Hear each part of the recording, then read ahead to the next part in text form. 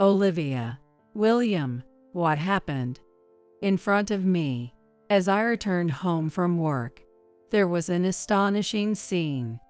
My daughter Olivia and my husband William were both collapsed in the living room, rushing over in a panic.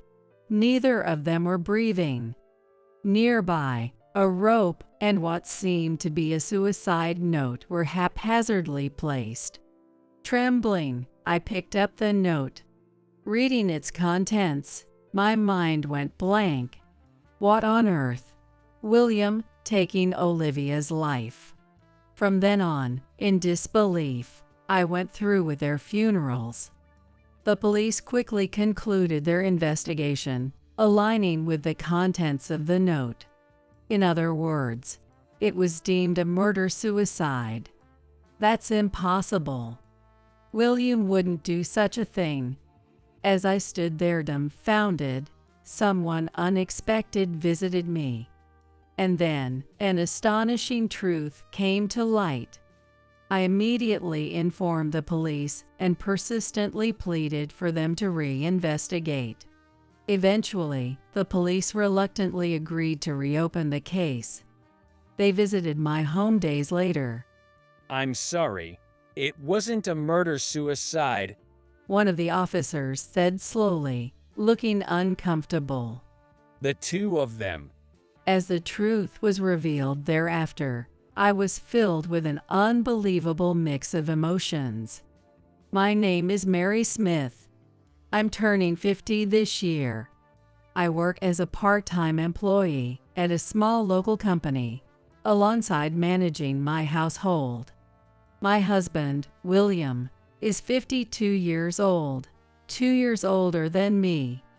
He works as a section chief in the General Affairs Department of a small to medium-sized enterprise. We have one child, Olivia, who is 11 years old and in the 5th grade. However, Olivia is not our biological child. She is adopted. William and I got married in our 20s, but we couldn't have children. We underwent infertility treatments for a long time. However, the burden on my body was significant, and before I turned 40, we decided to give up. Instead, we discussed and decided to adopt a child. That child turned out to be Olivia. Olivia grew up healthily and became a kind and obedient child. Whether she's our biological child or not doesn't matter. We cherish Olivia above all else. We share a bond that's no different from an ordinary family, if not stronger. To think such a chilling event could happen to us. I couldn't believe it. No, I still can't. But it's the harsh reality that we're facing. Mom, I'm home. In the evening, Olivia returned home as usual with her cheerful voice. Behind her were her classmates, whom she's been getting along with recently. Hi, we're here. Excuse me. Welcome. It's Lucas and Jennifer. Lucas is a mischievous boy who excels at games, while Jennifer is a diligent honor student. Somehow, they get along well, and recently, they've been exclusively playing together as a trio. They promptly enter Olivia's room and seem to be enjoying games together. The sound of their laughter is heartwarming. Meanwhile, in the kitchen, I prepared snacks for the three of them. I bought a reasonably priced pound cake from a pastry shop near the station. I briefly wondered if it's too cheap, but then I reminded myself that there's no need to show off. The truth is, the elementary school Olivia attends is attended by many wealthy families. This is because many excellent local companies are lined up nearby, naturally attracting company presidents and the like. We got the land cheaply from William's relatives and just happened to build a house there. It's not like we have a lot of money. So, this was unexpected.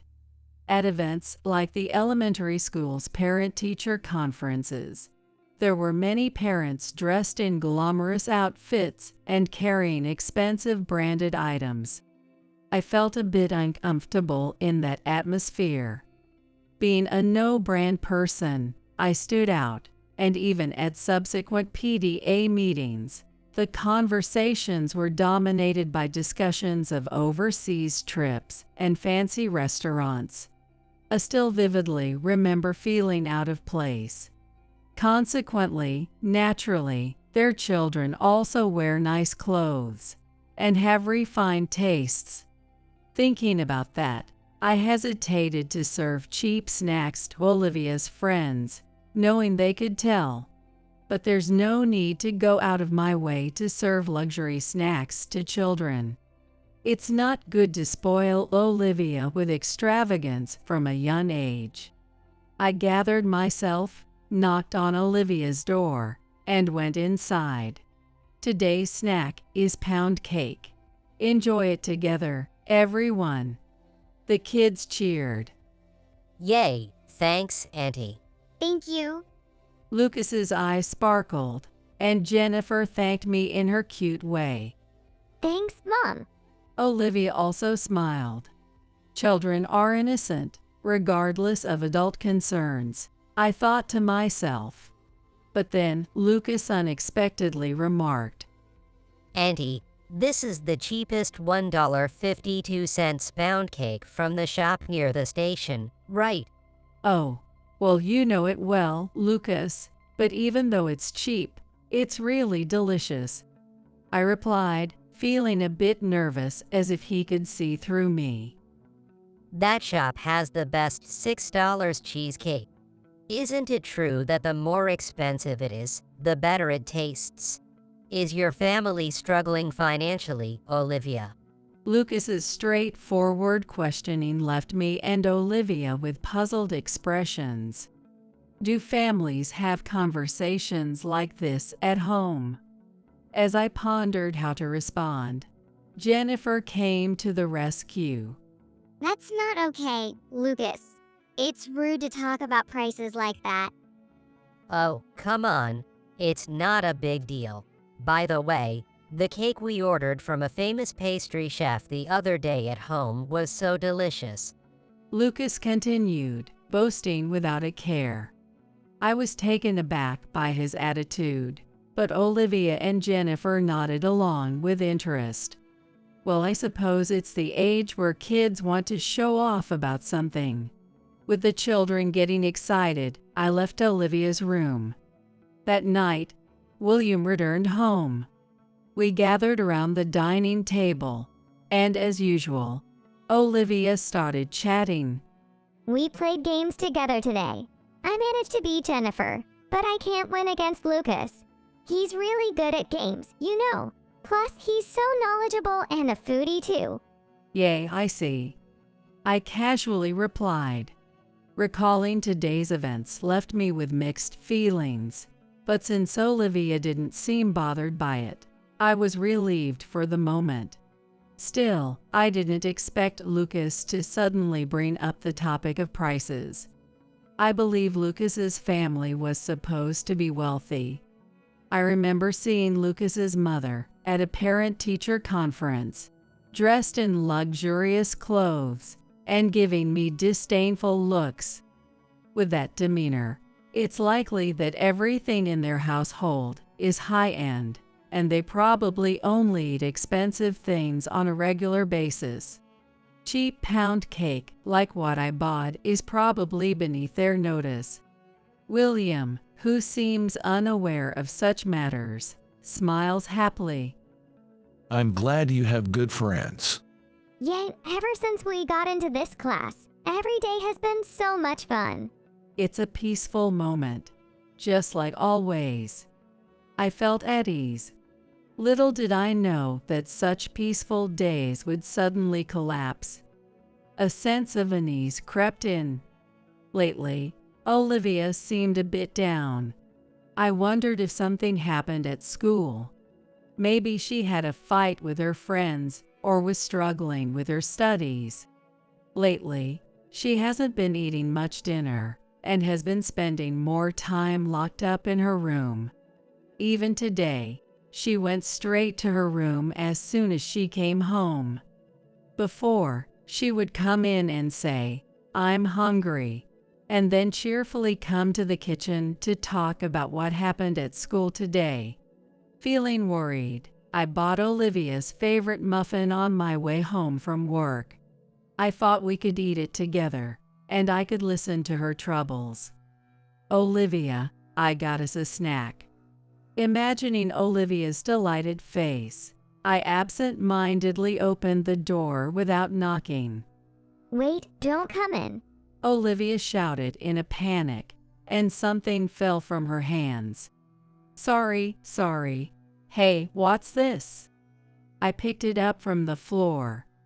Olivia turned pale. It was a pregnancy test kit. What? There was a clear line in the positive column. Why, what's this? What is it? I couldn't believe what I was seeing, and my voice trembled. That's... Olivia began, but then fell silent. No matter how much I asked, got angry, or tried anything, Olivia wouldn't say a word. All I could confirm was that this pregnancy test belonged to Olivia, which meant Olivia was pregnant.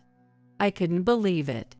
True, Olivia started her period this year, but she's still in elementary school, still a child.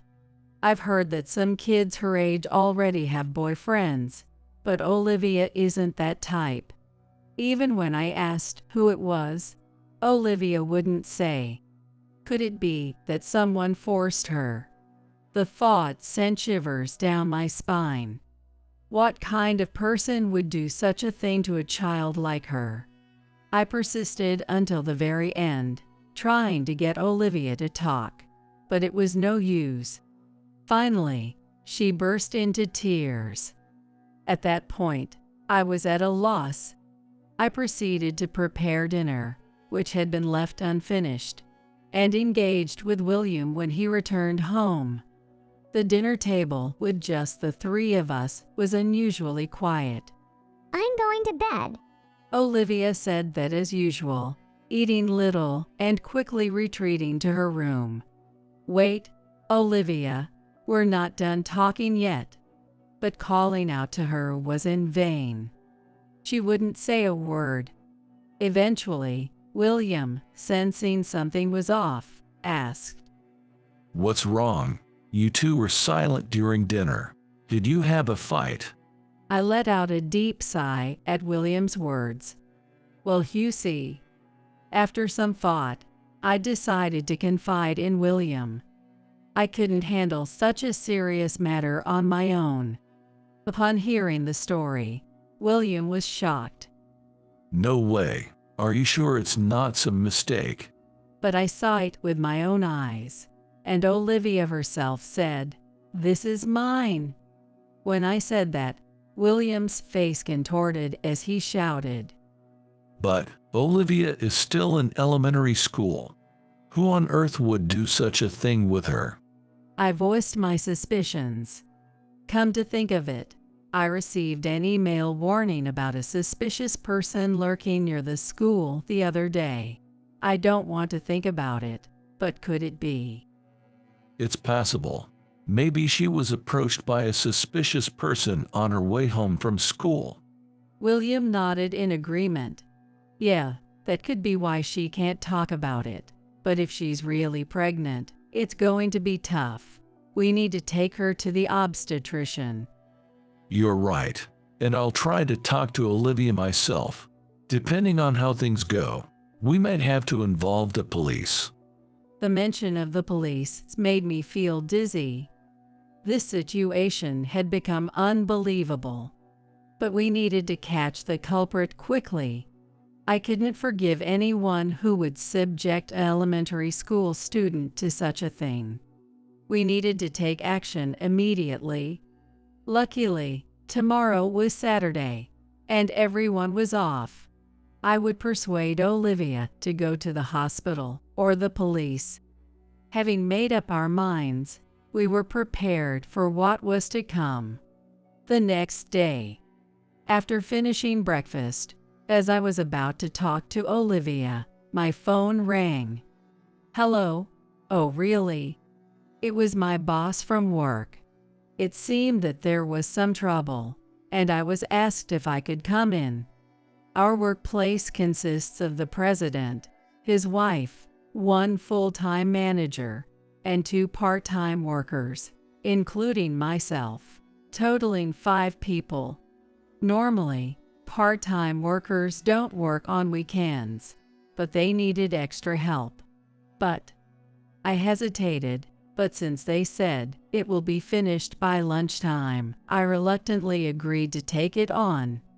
I explained the situation to William and told him that I had to go to work. William accepted and said he would talk to Olivia. I was anxious.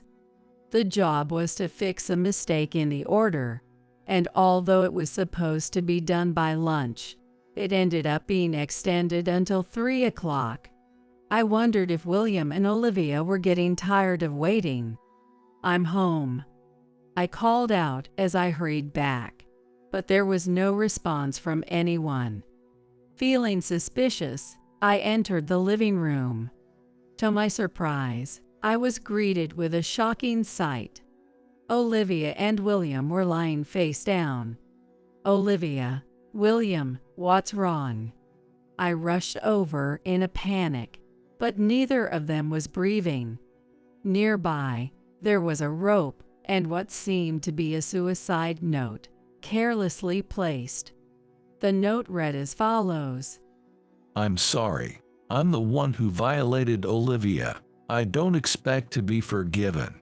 Taking responsibility, I will leave this world with Olivia. My mind went blank as I read it. What on earth? William was the one who got Olivia pregnant. And on top of that, to take such drastic measures. Trembling, I dialed for an ambulance and the police. Sure enough, both of them had passed away. I could barely stand, overwhelmed by the events unfolding before me. This is a nightmare. It doesn't feel like real life. Despite my confusion, the police proceeded with their duties in an indifferent manner. The scene was quickly examined, and then I was taken to the police station for questioning. There, I had to speak about things that were too painful to put into words. That Olivia wasn't my biological daughter, that she was pregnant, and that we were on our way to the hospital and police station just before this happened. Being detained for so long and constantly talking had left me exhausted. I was also grappling with the emotional shock and feeling mentally foggy. That's when it happened. The middle-aged detective facing me looked at me sympathetically. Your husband must have been quite panicked.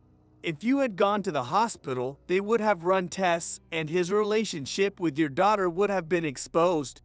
In response to those words, I snapped back. My husband isn't like that. There must be some mistake. Ma'am, I hate to say this, but these kinds of incidents are surprisingly common. She's not your biological child, right? It's possible you adopted her for that purpose from the beginning. The detective's blunt words left me stunned. How dare you? What are you saying?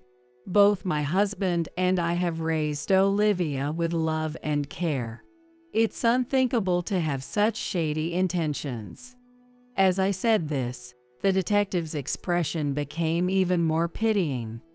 Well, I understand you'd like to believe that, but you know, men can have faces they don't show their wives.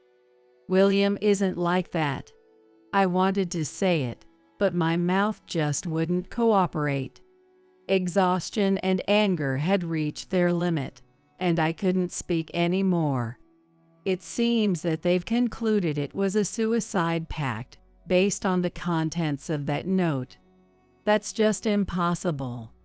No matter how much I insisted, the police wouldn't listen to me. As a result, No further detailed investigation was conducted. Eventually, Olivia and William's funerals were held. Despite going through the procedures, I still couldn't believe it. It felt like a dream, with disbelief coursing through my entire body. My mind was always clouded as if with fog, but with the help of my parents, we managed to get through the funeral somehow. Olivia's school friends, especially her close friends Jennifer and Lucas, also attended. William has friends and colleagues from work as well. Everyone was overwhelmed with sadness. However, the way they passed away was so tragic that it couldn't be ignored how delicately people treated the situation. Despite not wanting to hear it, I overheard whispers from mourners. It seems like that husband could only love small children. To do such a thing to a child not his own. What a terrible incident. No, that's not true. I wanted to scream and refute it all. Why did the conversation steer in this direction? William would never do such a thing. Something must be wrong. I thought so, but I couldn't do anything about it. Lately, I've been unable to sleep and eat, day after day. I was completely worn out. My life had been so ordinary until now. So why did things have to turn out like this? With no energy to do anything, time just passed by. It was one day, like any other. The doorbell rang, and I opened the door. It was Jennifer and her mother. I haven't seen her since the funeral. Her face looked even more swollen with tears than it did then. Auntie, Thank you for coming, Jennifer. I forced a smile onto my tired face as I said that and guided them to the living room. Jennifer, still crying, offered her prayers for Olivia. Olivia, I wanted to play more with you. I wanted to play games and study together with you. Olivia, I miss you. The pure voice of the child almost brought tears to my eyes again. But soon, Jennifer's demeanor changed. She started crying harder and harder. I'm sorry.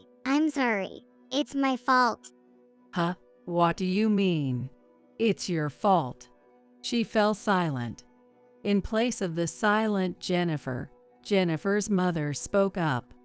Actually, there's something Jennifer told me. And then she relayed something. It was a shocking revelation. I see. I didn't know that. Thank you for telling me, Jennifer. After hearing the story, I was left dumbfounded.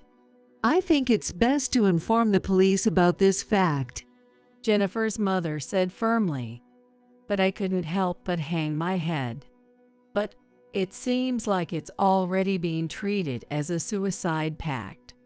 Then, unexpectedly, Jennifer's mother said, I have relatives in the police force. I'll inform them, and I'll also ask them to somehow initiate a investigation. Please, ma'am, I beg you to. As it is now, Olivia and Uncle are in such a pitiful situation. Jennifer also pleaded, tears welling up in her eyes. Their words stirred my weakened heart ever so slightly. Got it. I wanted to uncover what happened to Olivia and William. Since Jennifer and her family were willing to cooperate, I decided to muster all my strength and do whatever I could.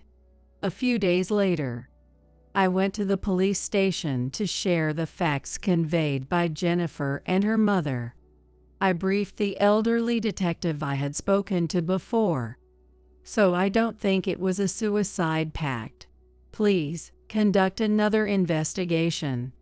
But the detective looked reluctant. Even if you say that, the case was closed according to your husband's suicide note. There's no need for further investigation. With a sigh, I made a formal request sincerely to the detective's indifferent expression. I'm begging you, please reconsider. I pleaded persistently, but the detective's response remained unchanged. Moreover, he started saying things like, "We have other cases to deal with. We're busy." There was no other choice at this point. I mentioned the name of the relative who works in the police force, as I had heard from Jennifer's mother. When I mentioned that I had spoken to that person, the detective suddenly turned pale. Excuse me. Saying so, he left the room, and after a while, he returned with someone who seemed like his superior. Then, suddenly, in a polite tone, they said, "We will conduct a re-investigation." I was surprised by this. It seems that the police contact related to Jennifer's mother is quite influential. In any case, it was positive development. I took a deep breath in relief. And then, things took a significant turn. A few days later, 2 police officers showed up at the house. There was a different atmosphere than before, and they seemed apologetic. As they were ushered into the living room, they immediately apologized. I'm sorry. We were investigating it as a case of suicide pact, but it wasn't the case. I knew it. I muttered. One of the police officers conveyed to me with a solemn expression. Both of them were killed by a third party. The police, conducting the investigation again, thoroughly examined every aspect. They retook fingerprints from the house, reviewed personal belongings and security camera footage, and conducted interviews with the neighbors. As a result, they found footage from a security camera near the residence, showing the car of the new suspect. It was Lori and Sam, the parents of Olivia's friend Lucas. They were the ones who harmed Olivia and William. Actually, it was Lucas who got Olivia pregnant. That was the confession I heard from Jennifer that day. According to her, the origin of the matter dated back several months ago. Lucas, who was curious and knowledgeable, seemed to awaken to sex one day under the influence of adult movies and comics. Out of curiosity, he proposed to Jennifer, "Let's play adults." Jennifer didn't have much knowledge and didn't really understand what the act entailed. However, she somehow felt uneasy intuitively. So Jennifer declined. She felt uncomfortable spreading such stories and kept it to herself, unable to confide in anyone. Since then, Lucas gave up trying to persuade Jennifer. Instead, he moved on to Olivia. According to Jennifer, Olivia also seemed to lack knowledge about sex. Even from my perspective, Olivia appeared innocent and didn't seem to have any interest in such matters. I think Olivia couldn't refuse Lucas's request because she's kind-hearted. She probably didn't understand what it would lead to. So, I should have said, even if Lucas asks, just say no. If I had done that, things wouldn't have turned out like this. It's my fault. Jennifer said that while crying.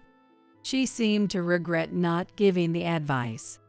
Meanwhile, the situation took a turn for the worst. Both of them passed away. When Jennifer attended the funeral, she was shocked to learn that Olivia's father, William, was being suspected. It seemed she summoned up the courage and confided in her own mother, realizing she couldn't keep quiet any longer. And then Jennifer's mother, who knew everything, brought Jennifer to my house. It was Lucas who got Olivia pregnant. Since he's not your husband, there's no reason to keep silent. Perhaps it's difficult to say this, but they might have been taken out by adults around Lucas to silence them. Jennifer's mother found it difficult to say what she thought truly happened, but her dreadful prediction turned out to be true. Lucas's parents, Lori and Sam, had devised a plan. It started when they learned about Olivia's pregnancy. Olivia, confused by the changes in her body, must have conveyed the current situation to Lucas. Naturally, it reached the ears of Lucas's parents from Lucas himself. Lori and Sam panicked. The Lucas family was prestigious, with relatives holding high social status. They are all elites. It is strictly forbidden for a child who was still in elementary school to be involved in any sex scandal. So the two of them decided to take action before the situation escalated. Perhaps they had even contemplated a story where Olivia met with an unfortunate end after being approached by a predator. Initially, it seemed they planned to lure Olivia somewhere alone. Most likely, Olivia, given some pretext, was intending to go out alone. This all unfolded on a Saturday morning, after I had left for work. However, upon learning of it, William undoubtedly confronted Olivia about it. At that moment, Olivia told William the truth, and together, Olivia and William went to Lucas's home. However, this was an unexpected turn of events for Lori and Sam. They had instructed Olivia to come secretly, without informing her parents, and since William followed, the plan was ruined. Panicked, Lori and Sam changed their plan. They decided to take action against Olivia and William, making it look like a double suicide. And when it was all over, they brought the bodies to our living room. Next to Olivia and William, they left a rope and a suicide note. The content is that William looked at Olivia with sexual intent and ended up impregnating her, so he had no choice but to take action. The will was forged on the computer to avoid detection by handwriting. The two of them also wore gloves meticulously to avoid leaving fingerprints at the house. The plan went off without a hitch. I wondered why the police investigation was so sloppy, but there was a reason for that too. It was because of the peculiar customs of this area. In regions with many wealthy people and business owners, the police tended to support them in various ways. It was convenient for both parties to do so, as they received various favors from each other. Therefore, being neither wealthy or running a company, I, a so-called outsider, was at a disadvantage from the start. Since there was no payoff for putting effort into investigating outsiders, it naturally turned into a shoddy job. Even in a situation that seemed to indicate that a third party had committed the murder, the police, without conducting proper investigations, simply accepted the suicide note as evidence of a murder-suicide. It seemed that this incident would have been buried in darkness. However, an unexpected savior appeared. That was the Jennifer family. The fact that Jennifer's mother had relatives in the police force probably meant they weren't just ordinary officers. It's likely that they're quite influential within the police force. If not, there's no way they would have initiated a reinvestigation. I found out later that the elderly detective who was in charge of me had been demoted. This, too, can be attributed to the influential police contacts of the Jennifer family. Upon re-examination, footage from neighborhood security cameras showed Lori and Sam's car. Of course, that alone isn't conclusive evidence. However, a testimony from a neighbor who claimed to have seen a suspicious couple entering and leaving the house was also obtained. Based on this information, a search warrant was issued for Lori and Sam's residence. It's unclear whether they anticipated this turn of events, but the Lucas family's house had been meticulously cleaned. Not a single fingerprint was found, but luck was on our side. Fibers from the clothing Olivia wore that day were discovered in Lucas's house. Additionally, footprints believed to belong to William were found at the front entrance. Based on this evidence, Lucas's parents, Lori and Sam, were arrested. Initially, they attempted to lie, but when confronted with the evidence, they confessed readily. They admitted to taking the lives of Olivia and William, all to conceal the shocking scandal of Lucas, an elementary school student, impregnating Olivia. With that, the suspicion toward William has been cleared. I feel a tiny bit relieved. It's just too sad for William to be not only deceased but also falsely branded as a criminal.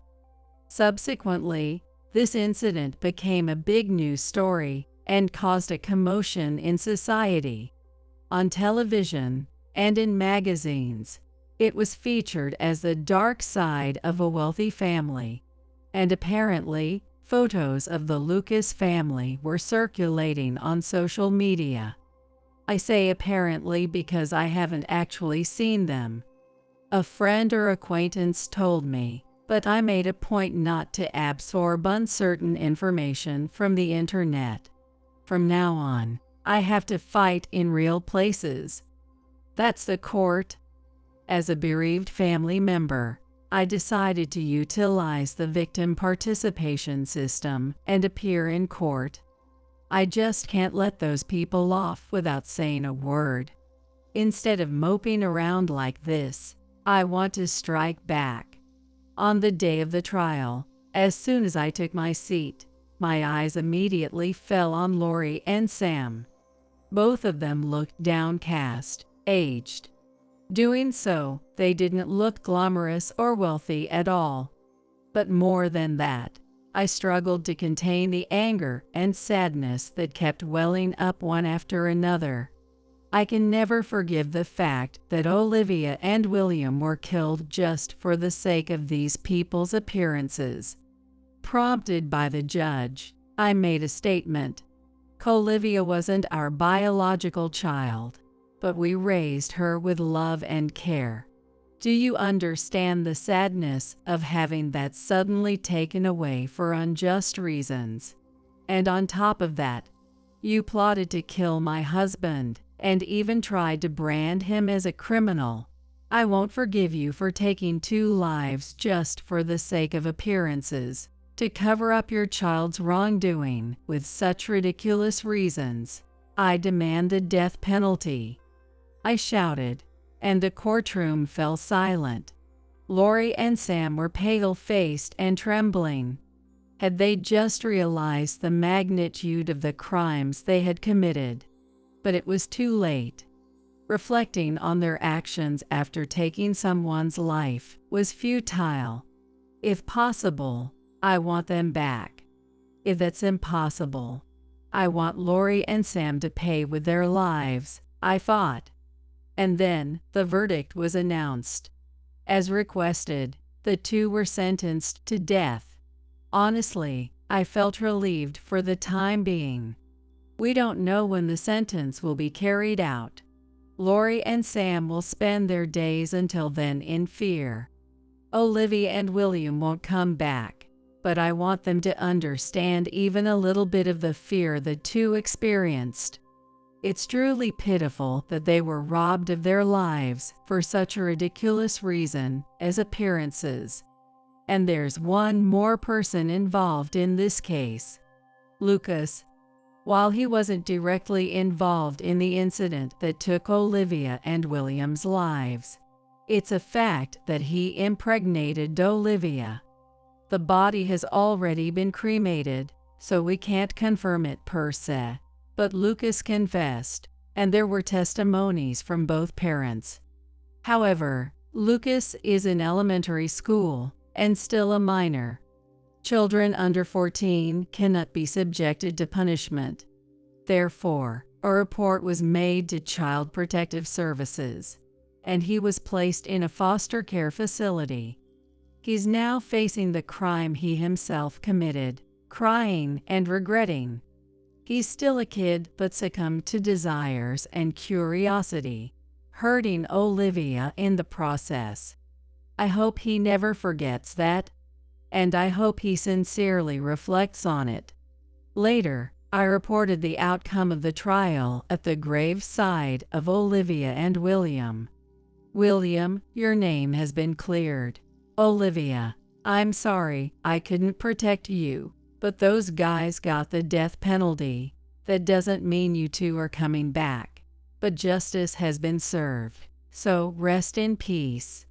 With that, the flowers I had just offered swayed slightly.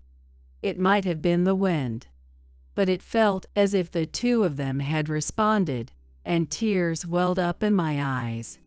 And then, 10 years passed. I now live in a city far away from that place. It's tough being in a place filled with memories of Olivia and William. That's one reason. But more than anything, I've grown tired of being in a place where only the wealthy gather. Chasing appearances and social status, people flocked to vested interests. It's what ultimately led to Olivia and William losing their lives. I couldn't help but see it as foolish, and I no longer had any reason to be in such a corrupt land. Afterward, I've been working while actively involved in the Crime Victims Association. I organize seminars, propose places for victims to talk amongst themselves. The activities are diverse. Assisting me in this endeavor is Jennifer. Jennifer is now a college student, studying psychology. With her enrollment in university, she ended up living alone in the same city where I reside, so she started helping with our activities. Jennifer was tormented by guilt over not being able to warn Olivia. But the Lucas family is entirely responsible for that incident. It's not Jennifer's fault. Don't worry about it. I reassured her many times. And over time, although it took a while, she gradually began to move forward, showing me a bright smile. Recently, the existence of the Victims Association has gradually become known, leading to an increase in speaking engagements, magazine features, and television appearances. I've become quite busy, but I never forget about Olivia and William, not even for a moment. I've often thought about what life would be like if they were still alive. But every time I threw myself into my work, I want to be helpful in any way I can to support the many families of crime victims. That, above all, will be the best way to honor their memory. As someone left behind, I've made it my mission to fulfill my duties. From now on, even if things get tough, I intend to keep moving forward. I believe Olivia and William are watching over us from heaven. Is it okay if I ask something? Sure, what is it? Why are you so cold to Dad? Just now, he looked really shocked and went off alone. Do you like Dad? What? Yes, of course, I do. Isn't that obvious? I could tell you why I'm cold to him, but it might hurt you. Are you ready for that? I don't mind getting hurt. Can you tell me why? All right, I'll say it. Dad's probably having an affair. What? My son suddenly accused his husband of having an affair. However, there were no signs of trouble in our marriage, and he was serious about his work. I couldn't believe what my son was saying. Yet, he has an IQ of 140. He wouldn't say this without any basis. I decided to listen to my son's detailed story and verify the facts together. After 15 years of marriage, it seems I had been cheated on for 10 years. Moreover, my husband was likely planning a trip with his affair partner. Could it be? Since that time, it seems I've been cheated on for 10 years. Now I had to reconsider the relationship with my husband. Looking at my son's face, I noticed a slight change in his expression. You got hurt after all, didn't you? This is unforgivable. Can I make Dad regret it? My son seemed to have a plan. I decided to go along with my son's strategy. I am Erica, a 42-year-old office worker, just an ordinary person. I married Sean, a 45-year-old salesman, 15 years ago. He was slightly successful, but not particularly outstanding. We met through a common friend, and our meeting was not dramatic, nor was our marriage born out of a great romance. The only slightly unusual thing was that it was a shotgun wedding. But even that was not particularly rare. We were like the template of an average married couple. However, there was one thing we could brag about, almost wanting to shout it out loud. That's an amazing score again. Isn't that a perfect A+ in history? The tests at school aren't so hard. I'm still impressed. When I was in middle school, I worked hard to get C. Comparing us is pointless, isn't it? It was usual for our son to score well on tests. We both were delighted every time our son brought home good grades. Our son, Hart, was 15 years old. With exams becoming more intense, it was supposed to be a challenging time, but we were not worried at all. He was so excellent that we sometimes doubted if he was really our child. He seemed smarter than both of us already. We realized our son was smart when he was 4 years old. At that time, he often clashed with other kids. According to his kindergarten teacher, he would initiate conversations with friends, and before long, they would start getting angry. I asked my son why he was saying things that made his friends angry. You made your friend angry again today. Why do you always say things that make them mad? But if you gather the paper and tear it, you can use the glue right away, right? I told them that, and they said I was being annoying. I didn't quite understand what my son was saying, but it seemed he was just giving advice to his friends. However, his friends wanted to do things their own way, which probably led to the arguments. As such clashes with friends continued, and we couldn't quite grasp the situations, my husband and I wondered if our son might have a developmental disorder, so we consulted a hospital. At the hospital, they conducted an IQ test to objectively assess our son's development. My husband and I were surprised by the results. His IQ is 140. Is 140 considered high? Yes, the average is 100, so that's quite high. But Hart doesn't seem very good at communicating. Sometimes we don't understand what he's saying. That might be because Hart is only 4 years old and has limited words and expressions. He understands things well but might only be able to line up the important words because he doesn't know how to express them fully. I talked to Hart earlier, and he was using conjunctions like but and so. This means he can think things through and has his own conclusions. But he often makes his friends angry. That's a trait often seen in intelligent children. Hart is quick thinking, so he understands outcomes and conclusions faster than other kids. That's probably why he offers advice.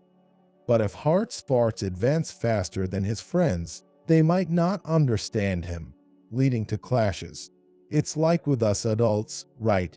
Even if something is correct, if someone talks about a specialized, complex topic for too long, we get frustrated because we don't understand. I see. So, Hart is a genius, and we're the ones who haven't been able to understand him. Well, You could think of it that way, but remember, even though his IQ is 140 now, it can change with age and development, so don't focus too much on the number. Some people push their kids too hard thinking they are smart. Got it. I'll be careful. The doctor warned us not to put too much pressure on our child because of high expectations. Seeing us happy about the IQ of 140, he must have been concerned. But no parent would not be pleased to hear their child is smart. Knowing our son had an IQ of 140 made all his unusual daily behaviors suddenly make sense. When we bought him a book, he would quickly want the next one. We thought it was restlessness, but he just remembered the content quickly and wanted more. Sometimes he would stare at the TV remote for ages, then start pressing various buttons. We thought it was mischief, but he was curious about how the remote worked.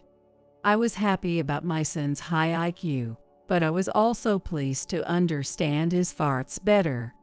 He had an interest in various things and absorbed knowledge rapidly with high concentration. The doctor said IQ could change, but my son remained intelligent. Just imagining his bright future made me happy. However, around this time, a dark future was approaching without my knowledge. After our son took the IQ test, my husband began to put more effort into his work than ever before. He started working late and often went out saying he needed to study on weekends. While it's good to be diligent, I worried he was overdoing it. Working hard is good, but are you okay? You know, many people get sick from overworking, right? Don't worry, I'm fine. Hart will need more money as he enters elementary school, right? He might want to go to tutoring or attend a private school. Plus, Hart is smart, so I, not being very bright, have to show some effort to maintain my dignity as a parent. His joke-laden response made me realize he wasn't overexerting himself, which reassured me. As Hart entered elementary school, his vocabulary and expressions grew, and we no longer had trouble understanding his conversations. Why do we have to get permission from the teacher just to go to the bathroom during class? Is going to the bathroom such a big deal? If you go without telling, the teacher won't know where the students are. I see. But then, wouldn't it be better to have a sign on the desk saying toilet? That way, there's no need to interrupt the class for permission, and the teacher can still keep track of where everyone is. But then, some kids might put up the sign and skip class instead of going to the bathroom. If they slack off and end up in trouble, it's their own fault, so why not just let them be? That can't happen. If something goes wrong, it would be the teacher's responsibility. Enforcing rules and bearing responsibility. Being an adult sure is complicated. Though he has become better at conversing compared to his kindergarten days, his overly logical and somewhat dry approach remains a flaw. His quick thinking continues to set him apart from other children, a trait that has persisted since kindergarten. However, Hart is aware of his rapid thought processes and seems to be trying to adapt to others. As a method to better relate, he began showing interest in psychology by the 5th grade. He thought that if he understood the other person's psychological condition, it would be easier to match them. This approach is unusually mature for an elementary student, resembling how an adult would strategize to improve workplace relationships. My husband continues to work hard, but his efforts to maintain dignity in front of Hart don't seem to be going very well. Your job is in sales, right? Do you enjoy it? Well, It's not always fun since it's work, but being in sales means you are out and about, kind of like the face of the company. It has its rewarding moments. But being out so much, there must be some who slack off, right? Well, there are some like that, I guess, but I don't do that. I'm not saying you're slacking off. That's right. Hart tries hard to fit in with those around him. He may have a dry side, but he never looks down on others. However, for some reason, he seems particularly cold towards his father. Do you think Hart hates me? I don't think so. He knows you work hard. But he's not cold to you like he is to me, right? Well, maybe. They say a father can never beat a mother in parenting. That's a tough spot to be in. My husband is facing a classic paternal dilemma. Given Hart's logical nature, trying to change the way he interacts or buying him off would likely be counterproductive and seen through by Hart. It seems the only option is to work harder to impress him and show how great a father he is. Putting my husband's concerns aside, Hart continues to grow. After graduating from elementary school, he moved on to a local middle school. Now in his second year of middle school, it's time to start preparing for exams seriously. But there's no need to rush or worry about Hart. However, now that he's in his early teens, his adolescent phase is a new concern. Studying all the time can cause stress, right? It's Sunday today. Want to go out and have some fun. I like studying, so I don't get stressed. Actually, being forced to go somewhere I don't want to is more stressful. Is that so? Sorry about that, then. Keep up the good work with your studies. By the way, where were you planning to take me? Well, how about a museum? It's different from seeing pictures and textbooks. Seeing the real artworks can be a great experience, don't you think? Have you ever been to a museum? Not yet, but I thought it might be good for you. So, does that make you want to go? Did you not hear me say, by the way? Hart cut off the conversation with his father and left the living room. Left behind, my husband seemed as if he had been heartbroken and wandered out of the house alone. Watching the interaction between Hart and my husband, I felt sorry for the latter, left behind. In the past 3 years, Hart has become even colder towards his father. It's a bit pitiful for my husband. Deciding to help, I approached Hart for a talk. Hart, are you studying? Can we talk? Sure, what's up? As I entered Hart's room, he stopped studying to talk. I'm sure if it were my husband, Hart would have asked him to leave so he could study. Why is he so cold towards his father? Given my son's quick perception, I knew he would immediately sense the real question I wanted to ask. Deciding against any roundabout tactics, I chose to ask directly, "Why are you so cold to Dad?" Earlier, he was shocked and left the house alone. My question seemed to pose a complex problem for Hart, leading to a pensive silence in the room, filling me with an odd tension. After a moment, Hart began to speak with a troubled expression. Do you like Dad?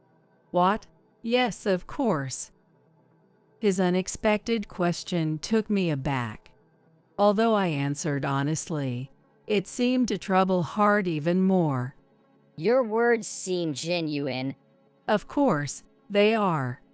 I could tell you why I'm cold to him, but it might hurt you. Are you prepared for that? What are you talking about? I didn't understand what my son said, so I was confused. It felt like talking to the young Hart. But when he was in kindergarten, he just couldn't express his thoughts well, so he had many things in mind, and understood. Now he still must have comprehended something significant to pose such questions. Therefore, if I ask why, I will get hurt, as my son says. Nonetheless, for the sake of improving the relationship between my son and husband, I needed to hear it. I steeled myself, bracing for what was to come. I don't mind being hurt. Can you tell me why? Your response seems genuine too. So, I'll tell you. I think Dad might be having an affair. What? I was stunned by his unexpected revelation. An affair. But our marriage isn't troubled, and he's diligent at work.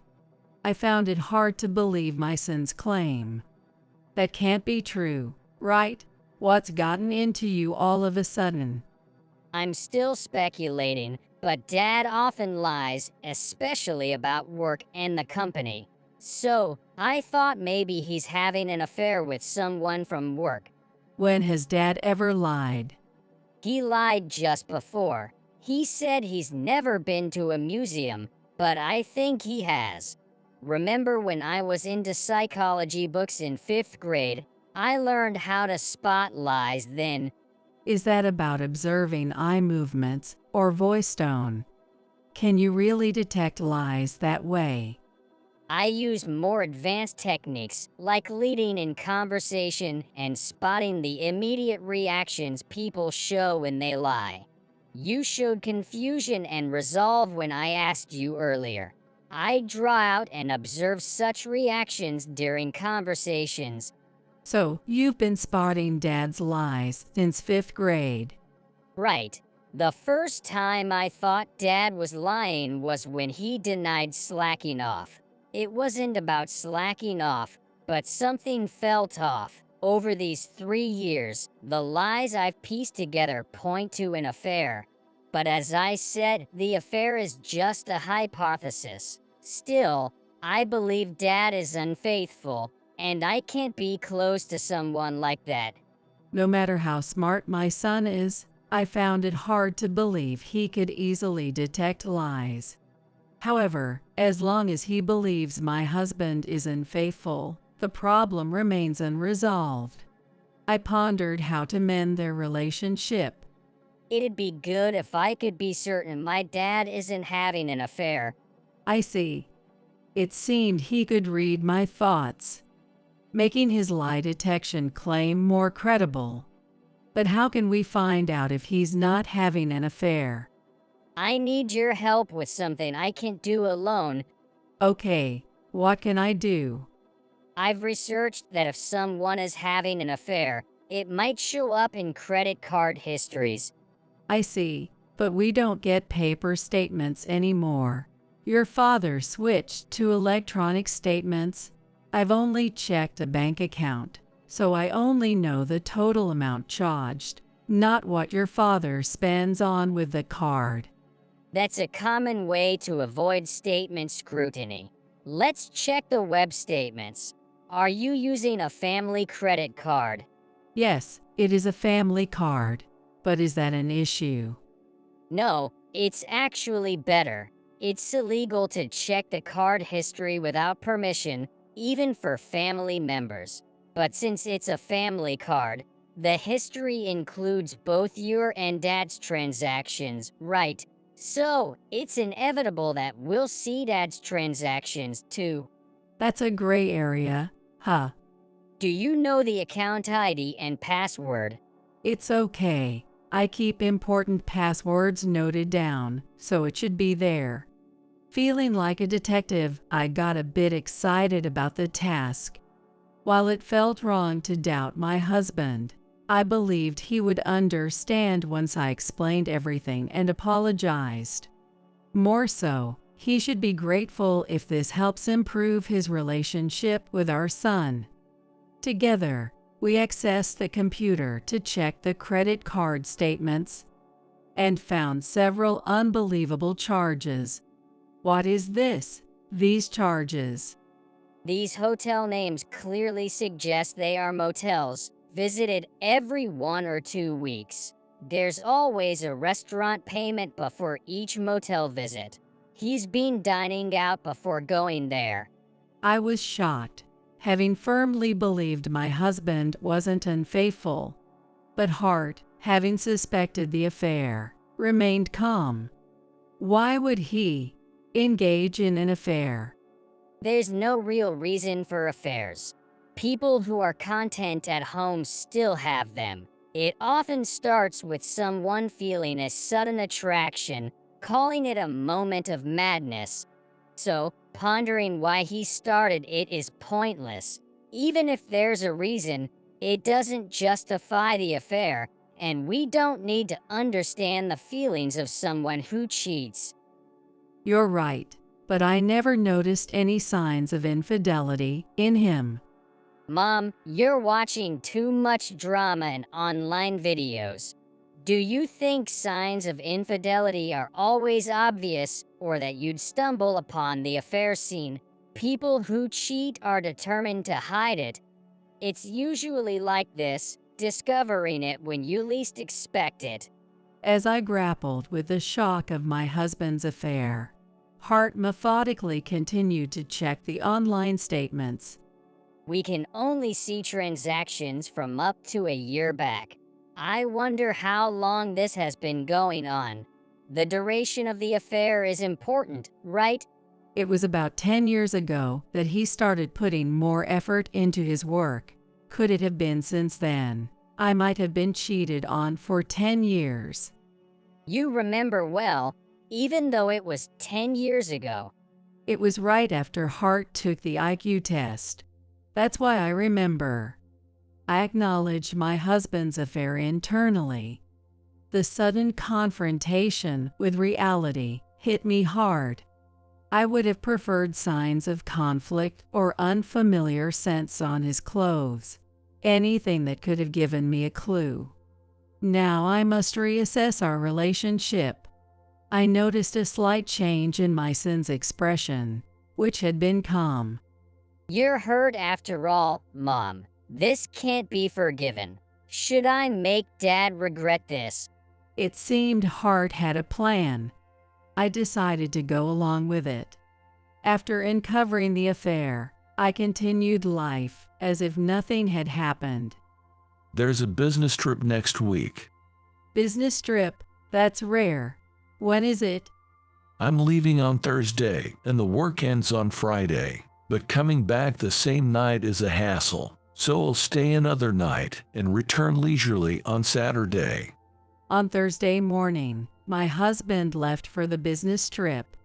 After seeing him off, it was time for me to leave too. I'm heading out too. I've prepared some food and put it in the fridge. You can manage it, right? Just be careful with locking up and handling fire. Don't worry so much. Since you've even taken time off work, you should relax and enjoy.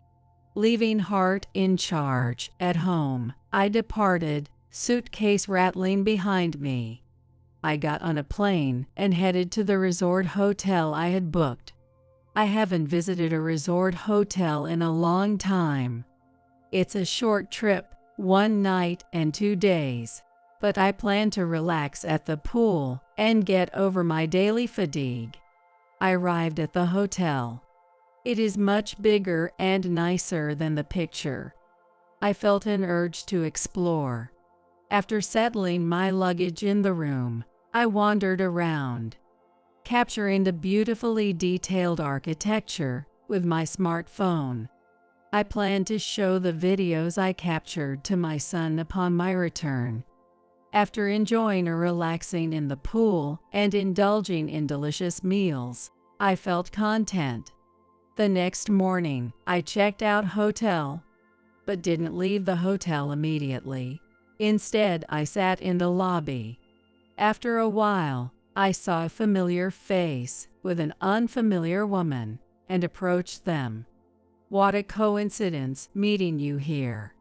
Have you visited the famous waterfall? Or is sightseeing next on your agenda? What? Why are you here? My husband reacted as expected. I claimed it was a coincidence, but of course, it wasn't.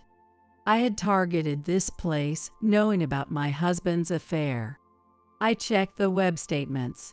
You paid a travel agency with your credit card, right? I called them. When reviewing the web statements, Hart noticed the payment to the travel agency. Knowing the company's name, I called them, pretending I needed a brochure because I lost mine. I was nervous about picking up the brochure in person, fearing recognition if my husband had booked with his affair partner. Still, fortunately, the staff didn't remember the faces of their many clients. I easily obtained the brochure, revealing my husband's travel destination, and casually confirmed where he would be staying. Is this the food from the hotel I'm staying at? No, you're staying at the place in this picture. Matching the travel dates with his supposed business trip made it easy to pinpoint the location and time, leading me to confront the affair scene. Is this your affair partner? What are you talking about?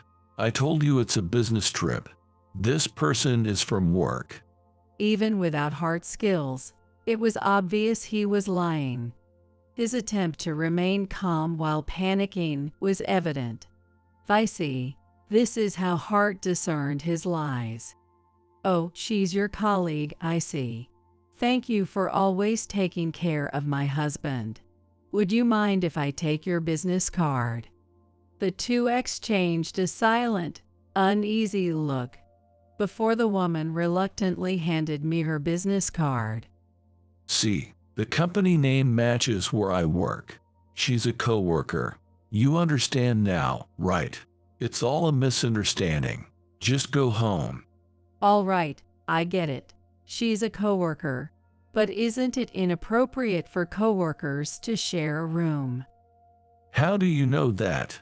Struggling to suppress a smile, I showed him the video from my phone, which occasionally captured him with a woman, including entering the same room together.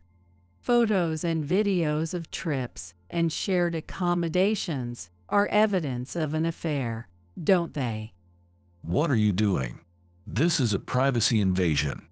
It's not covert filming. I was merely capturing my solo trip, and you happened to walk into the frame. If you're going to complain about my travel video, would you do the same to others? Look, that couple is taking photos. We might be in their shot. Go on, tell them to stop filming us. Unable to do such a thing, my husband just glared at me in frustration. That was all he could muster. This was all part of the strategy Hart conceived. Relying solely on the credit card history wouldn't suffice as proof of the affair. So Hart and I brainstormed to gather solid evidence. However, every strategy I proposed was systematically rejected by my son. What about planting a bug in his bag? That's illegal. Besides, the battery would die, right? What about hiring a private investigator? That costs a fortune, you know, around $200 per hour. Even if they only followed for 18 hours a day excluding sleep, that's $3,600 a day and over $10,000 for 3 days, not counting travel and accommodation. It's not realistic. So what then?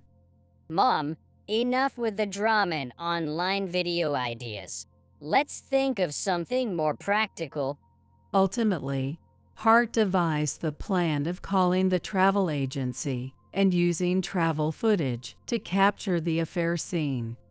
Only Mom could carry out the plan. It would be weird for me to call the travel agency for brochures, and I can stay at the hotel alone. So, this is teamwork. I plan and Mom executes.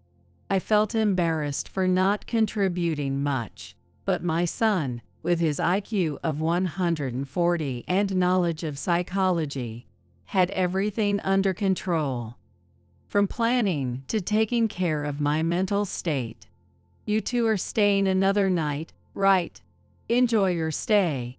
We'll talk about the affair and the divorce when you get back. I ended my trip on a high note after refreshing at the hotel and obtaining evidence of my husband's infidelity. Afterwards, we got divorced. Naturally, we divorced smoothly due to the evidence. I gained custody of Hart, and my ex-husband had to pay alimony and child support. However, letting my ex-husband and his affair partner off easily wouldn't complete my revenge. Hart had prepared another move post-trip. As I predicted, the affair partner was a coworker, right? So, we'll stir things up a bit by informing their company about the affair. Got it. So we contact their company to report the affair, hoping for some action against them. Affairs are private matters. The company can take action. Plus, unnecessarily spreading the word about the affair could lead to defamation charges against us. Forget the drama and internet videos, okay? Well, sorry, but what do we do then? Did you get the affair partner's business card? Yes, I did. You didn't talk to the affair partner or ask Dad about her, right? Nope. I followed Hart's instructions. So, we only know about the affair partner from the business card. Exactly. We're supposed to send a certified mail for the affair damages, right? Normally, it has to be sent to the home address. But since we only know her name and workplace, it seems we can send it to her office. I see. So if the office receives the mail for affair damages, the affair talk spreads, making it awkward for them at work. Not quite. Others can't open certified mail, so nobody will know it's about the affair. But rumors of the affair might already be circulating in their office. When mysterious certified mail is delivered to the company and Dad gets divorced, others will likely start gossiping more. The plan unfolded just as Hart envisioned. The affair rumors spread at their workplace, forcing both to resign. Yet, Hart missed one detail. The affair partner was also married. Her affair came to light because of our damages claim, leading her husband to file for divorce and seek compensation from both. The lives of my ex-husband and his affair partner crumbled, and they eventually parted ways amid the chaos. Thus, my revenge for 10 years of betrayal was complete.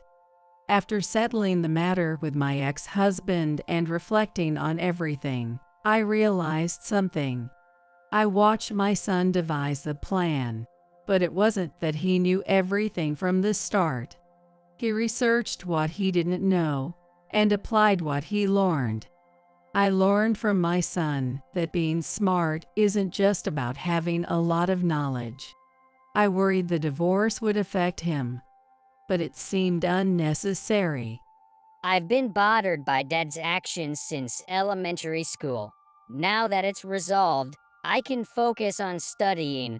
Surprisingly, Hart still has much potential for growth. He also became interested in law.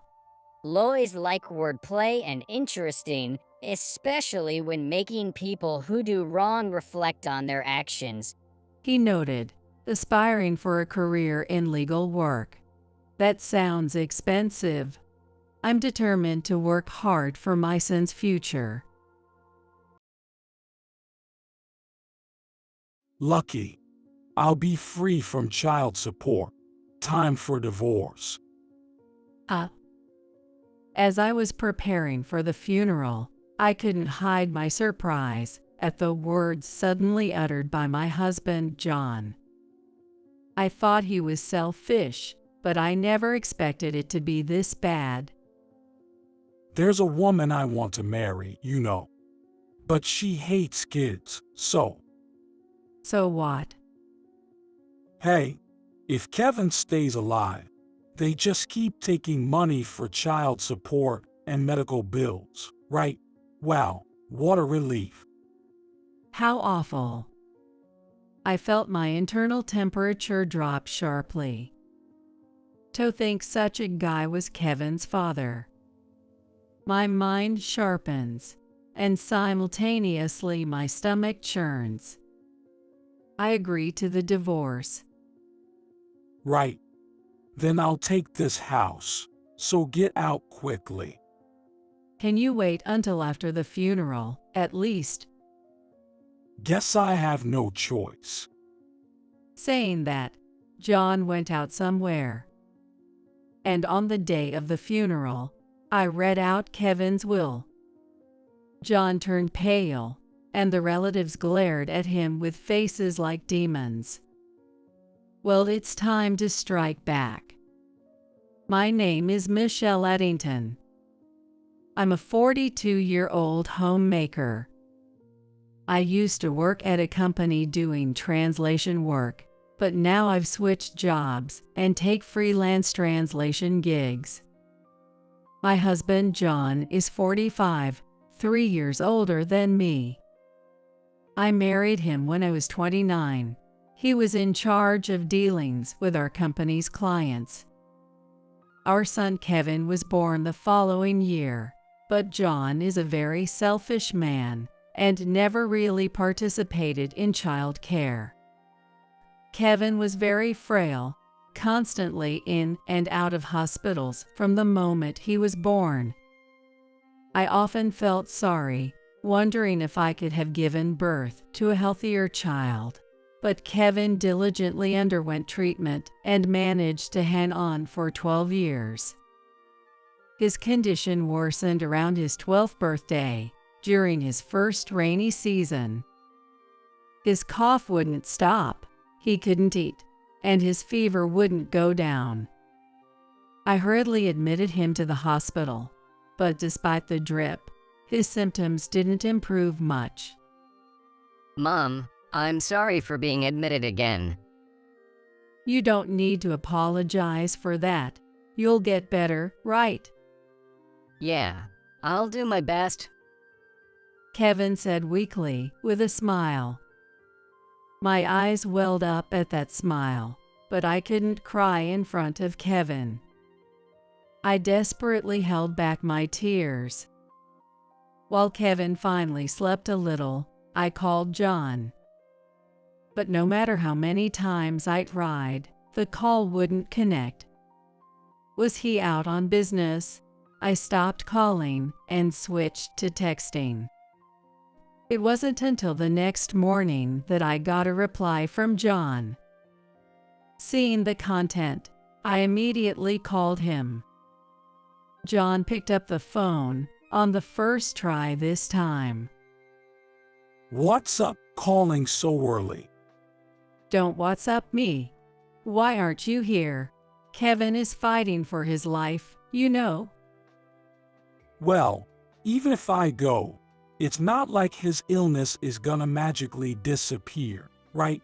Besides, we're gonna rack up more hospital bills, aren't we? Beds aren't free, and tell the doctor to get him discharged as soon as possible. What? How can you say that? Oh no, can't hear you. Anyway, I'm off to work. Hey, wait a minute. John hung up without even listening to my plea. Sure, John had always been indifferent towards Kevin, but he had never said anything this awful before. I clenched my smartphone tightly, trembling with anger. Even as the rainy season ended and summer began, Kevin's condition didn't improve. The doctor told us that it was uncertain if Kevin would make it through this winter, so I saved my work and tried to stay by Kevin's side as much as possible. Mom, you've been staying with me from morning till evening lately. But is your job okay? It's fine. I'm working from home properly, so don't worry. If you say so. Kevin seemed unconvinced, wearing a troubled expression and speaking in a voice that hinted he wasn't entirely satisfied. Knowing Kevin's gentle nature, he was probably worried that I had lost my job or that I was inconvenienced because of him. After that conversation, to avoid causing Kevin any more stress, I started bringing my laptop and working right in front of him. Kevin loved books and spent a lot of time reading during the day. He also enjoyed studying and would participate in the hospital classes when he was feeling well. I had wanted to let Kevin do everything he wanted.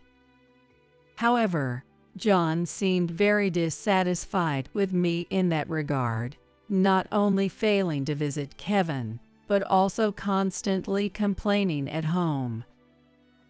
Hey, why hasn't he been discharged yet? He's got a private room, right? It's such a waste of money for the bed and everything. How can you say that when our son is fighting so hard? Why don't you visit him at least once? I'm busy, okay. You're enough for the visits. John consistently refused to visit with such an attitude. Even though he was Kevin's father, Kevin must have felt lonely. I thought so, but I knew there was no point in forcing him to go reluctantly, so I couldn't push it further. By this time, John often came home in the early morning after drinking, and he always smelled of alcohol when we met. He said it was a business dinner, but seeing lipstick stains on his shirt from the laundry and receipts from hotels used for breaks in his suit, it seems like he's cheating. He can't make time for Kevin, but he has time for some other woman. Although my affection for John had run out, divorcing him would only sadden Kevin. That's what I've been enduring. Amidst this, Kevin's condition worsened. I get called in by the attending physician and heard something shocking. I'm sorry, but he has about a month left. What? Doctor, can't you do something? Beyond this, as I collapsed in tears, the attending physician assured me, we'll do our utmost until the end. And for about 2 weeks, we continued treatment in consultation with the attending physician, but as expected, Kevin's condition continued to deteriorate. I'm almost, huh? What are you talking about? There's still so much you want to do, right? Saying that while encouraging him, I shed tears where Kevin couldn't see. And finally, when the attending doctor told me that treatment was no longer meaningful, I decided to discharge Kevin to spend his final moments at home. I get to go home. That's right. The doctor said it's okay for a few days to change the mood. Yay. Even though Kevin weakly returned with childlike words, I desperately held back my tears. I informed John about it, but he just said, "Oh, really?" and casually went out somewhere. This guy is hopeless. I completely gave up on John. The discharge is scheduled for tomorrow evening, so I rushed to prepare the house and complete the discharge procedures. And finally, as I was packing Kevin's belongings, Kevin spoke up. Hey, Mom, do you like Dad? Huh. At the sudden question, I stopped in surprise. Kevin, without paying attention to my reaction, continued speaking. Dad isn't interested in me or in you, Mom. So, if you don't like Dad, I want you to divorce him and live as you should, Mom. Kevin must have realized that things weren't going well with John. But as a parent, I couldn't let my child worry like that and face his end. Thinking quickly, I put on a smile and replied, "What are you talking about? I like your dad. Your dad cares about you and me. He's just busy and can't come to see us often, that's all. So don't worry, okay?" But, yeah, you're right.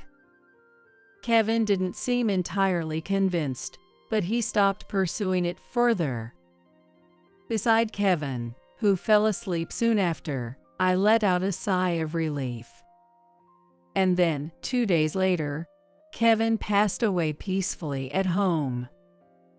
Until the end, John never showed his face, and I kept holding Kevin's hand, staying by his side until the very end. Kevin, Kevin. As Kevin's body grew cold, I clung to him, crying out loud as I recalled everything from the time he was in my womb until now. The nurse who had looked after us since childhood came along with the attending physician. They mourned with me and then explained the subsequent procedures and arrangements.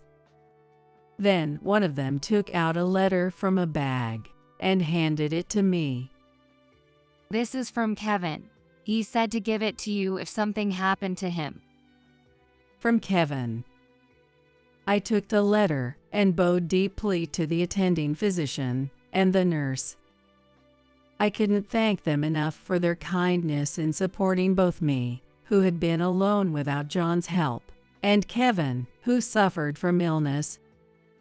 After they left, I opened a letter beside Kevin. The contents made me gasp in astonishment. "What is this?" Along with expressions of gratitude to me, Kevin's letter contained something shocking. I read it, and it made my blood boil. Even while the funeral director was there for arrangements, my mind was consumed with thoughts of the letter I had just read. Still, decisions needed to be made, and I proceeded to arrange a small yet intimate funeral for Kevin, ensuring it would be homely. Then, the day before the funeral, John finally showed up, still reeking of alcohol as always. I no longer had the strength to confront him. As he nonchalantly grabbed another drink from the fridge, he remarked, "You look older. Tomorrow is Kevin's funeral. Where were you?"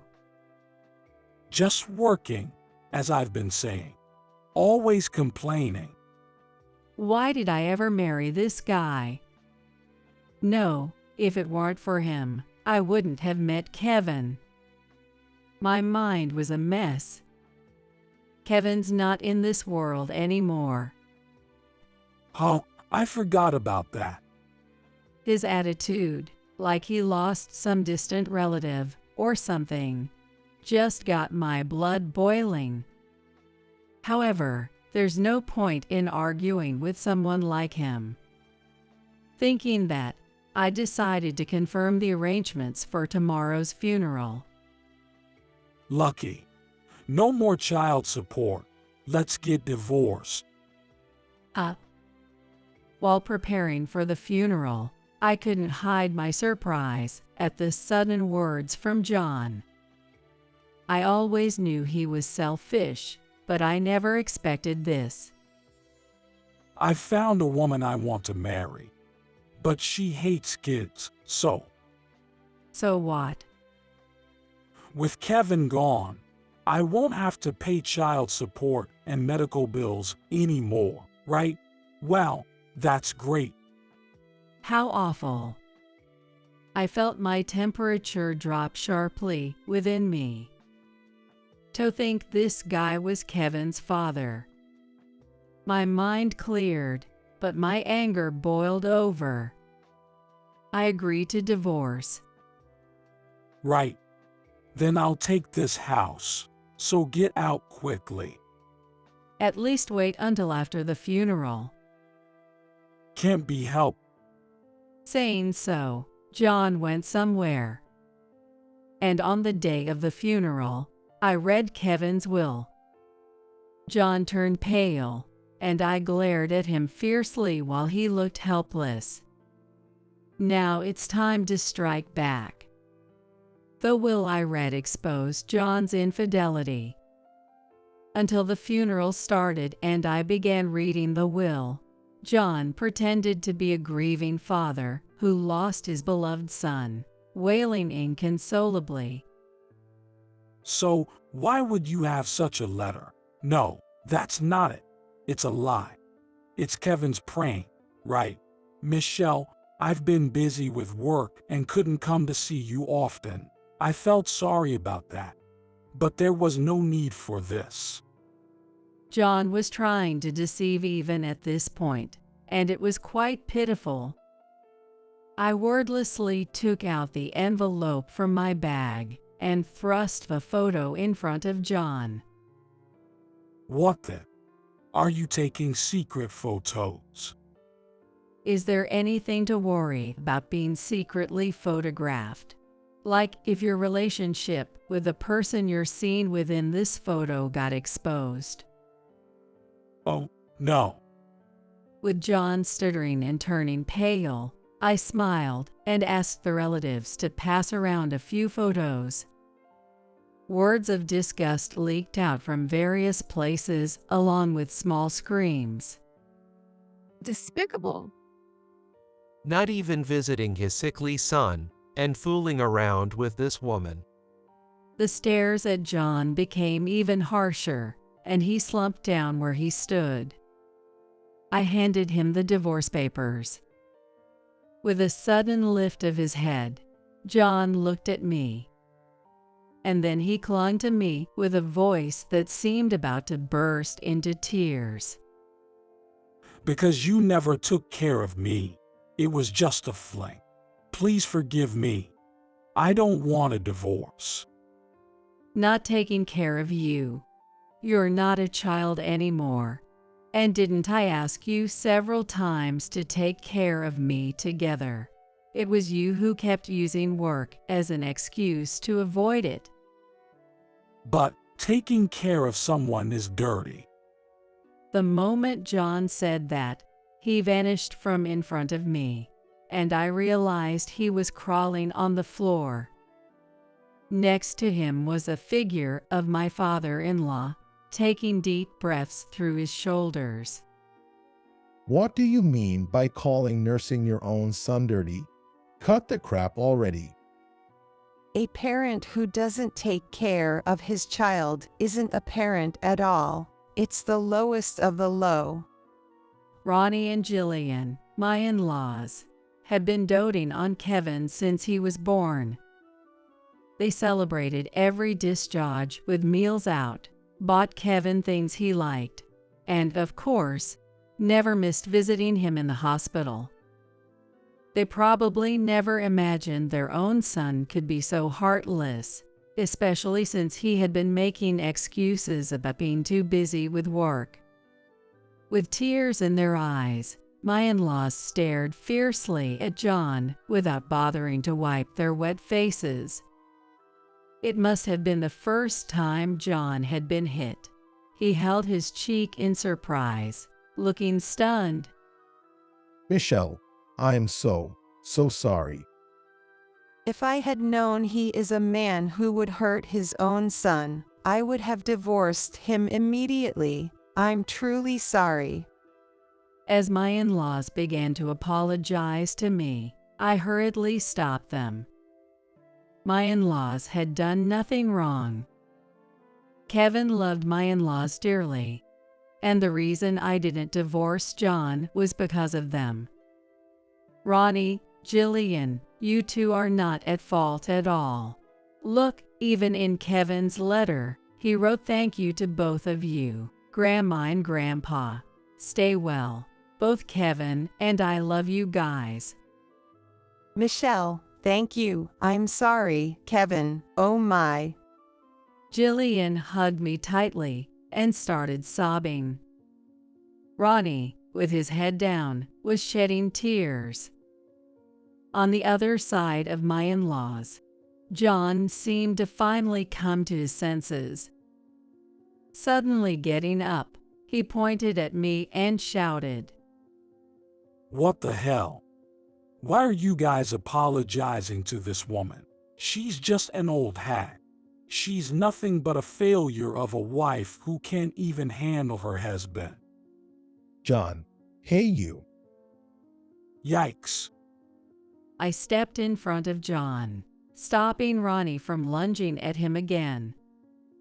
Despite my smiling face, John, trembling, tried to maintain dominance by glaring at me. "What's up? You got a problem." Not really. This is reality. There's no one here on your side. Also, make sure you return the money properly. You've borrowed money from various people, haven't you? Why are you bringing that up? My words made the relatives who had lent money to John uneasy.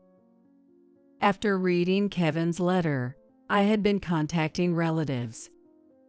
It was because the actions John had taken, as heard from Kevin, were quite costly. The woman John was involved with was in the entertainment industry, loving flashy things like buying branded goods and traveling abroad. Because of this, John had been footing all the bills, but his salary alone couldn't possibly cover it all. Realizing this, along with informing them about Kevin, I confirmed if anyone had lent money to John. It turned out that not only John's relatives but also my own had lent money under the pretext of Kevin's medical expenses.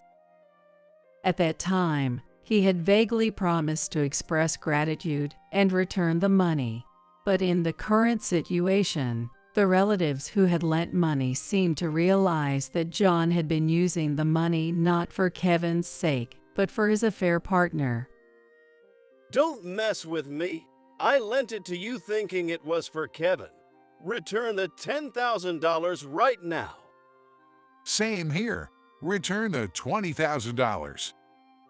With these words as a starting point, demands to return borrowed amounts came from various directions. John, pale-faced, looked around at those voices. Then he turned to me with a smirk. "Michelle, we're married, right? You'll help me out, won't you?" Ha, what are you talking about? You don't care for Kevin. You don't even cover his medical expenses, let alone living expenses. You've borrowed from everywhere and used it for your own selfish desires. Unbelievable. There's no way I'll help you. "Don't say that." With a pathetic voice, John slumped down again. It seemed he had no energy left to argue anymore. Looking down at John like that, I called out towards the entrance to deliver the final blow. "Sophia, please come in." "Sophia, what are you doing here?" John, with an expression that seemed like he was about to collapse any moment, finally looked towards the entrance. A woman called Sophia approached me tentatively, her demeanor filled with fear. With minimal makeup, she looked far more modest than in the photos. "I called for you. On Kevin's final day, I was hoping you could persuade the girl who was with him to attend his funeral." Well, I'm sorry for what happened. "It's okay. Don't bother with superficial words." Upon hearing my response, Sophia immediately shut her mouth tight. Her complexion, much like John's, was as pale as a sheet. I handed her a document as she reached me. "I called you here today to sign this document. Please read it carefully and sign it." $50,000. I can't afford this. It's not for you to decide whether you can afford it or not." As I said that, Sophia looked at me with pleading eyes. Although irritated by her gesture, I had no intention of confronting her about it at the moment. Then, trembling, John stood between Sophia and me. "What?" I'm at fault here. So, can't you forgive Sophia? It's just too pitiful to dim in such a huge amount like $50,000. "Why? I'm just asking for compensation for your affair." John raised an eyebrow at my words and let out a heavy sigh, while internally screaming that I wanted to be the one making that gesture. I waited for John's next words. So, Sophia is weak, unlike you. How do you expect her to earn $50,000 selling her body? You're such a despicable person. John. John, reveling in Sophia's adoration as she clung to his back, seemed enchanted. I wasn't the only one observing the two of them mockingly. Even if I keep quiet, he'll still be pounced on by relatives. But hey, let's throw another log on the fire here. Your son is hospitalized, right? Son. Sophia's shoulders twitched in surprise. I continued without pause. Your son is the same age as Kevin. Seems like he's been hospitalized for quite a while. Your ex-husband took custody, right? It's tough, isn't it? Hospital bills, medical expenses, not to mention the cost of the bed. Besides child support, they're probably demanding quite a sum, aren't they? Why bring that up? Sophia stared at me as if she were seeing a ghost. John, still frozen in surprise at Sophia's words, remained motionless. I took out documents from my bag and handed them to John. After trembling violently, John pushed away Sophia, who was clinging to him from behind. Eek. What's the meaning of this? Divorced. With a kid. I didn't sign up for this. Wasn't it about needing money for your family living far away? I didn't lie. My son is also family. Was I just dating an old flame? What happened to true love? Was it my money you were after? Weren't you after my body too? Saying so, Sophia took off her shoes and hurled them at John. John, furious, lunged at Sophia. The security guard, summoned by someone, intervened as the two started grappling like children. Approaching the disheveled pair with a smile, I spoke up. "John, make sure to sign the divorce papers and pay the alimony. Sophia, you won't get a single penny less for your alimony. Also, from your ex-husband. Infidelity is no longer just a mere flaw. It's a sickness. It seems like you're seeing a few people, but if you have that much spare time, we'll enforce the alimony, the overdue child support, and the medical expenses." My gosh. John remained silent, hanging his head, while Sophia was led away by the security guard, shoulders slumped. I apologized to each of the relatives for the commotion, and they all kindly comforted me, tears streaming down my face. Later on, the divorce with John was finalized. We reached an agreement on the alimony amount as per the claim. This incident greatly angered both sets of parents-in-law. Furthermore, the relatives were furious about being deceived, leading to a complete fallout. It seems that the amount he embezzled was demanded back all at once, and it seems he borrowed from some shady sources. For repayment, he reportedly worked multiple jobs every day, but the repayment amount was too high, leaving him with no living expenses. Finally, unable to pay off the interest that had swollen, he was taken away by some scary guys last month. The parents-in-law don't seem to intend to file a missing person report, hoping only that he is safe, but they secretly wish he would suffer immensely, if possible. As for Sophia, she was caught cheating on every man she dated and having a child, leading to the termination of all financial support. Though she's 30 years old, being considered old for the hostess industry, she couldn't attract customers, so in the end, she relied on her parents and transferred all the alimony at once. However, afterward, she was sent to a farm on some island, where she is forced to work, with all her wages going toward repaying her parents. As for me, I moved with Kevin's portrait.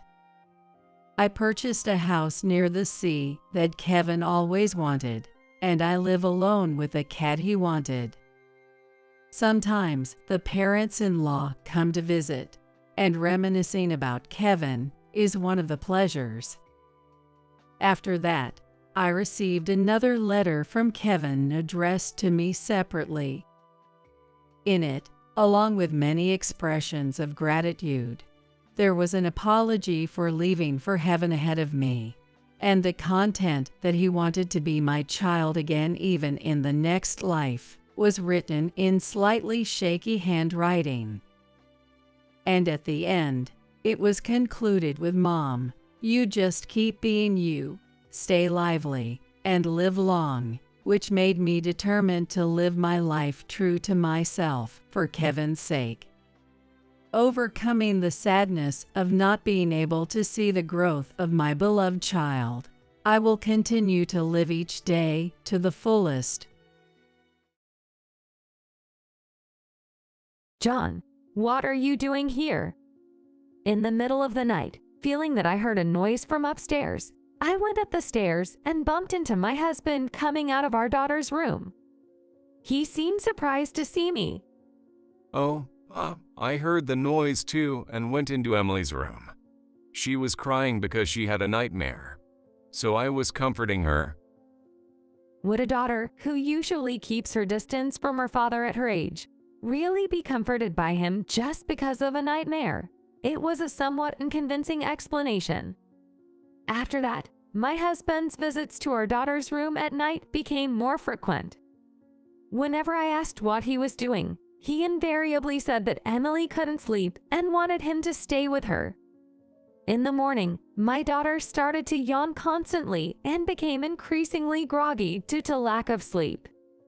And I noticed she seemed to have put on weight around her waist. When I confronted my husband severely, Emily spoke up. "I've been putting up with it, but I can't take it anymore. Listen to this." When did you get your hands on such a thing? You ingrate.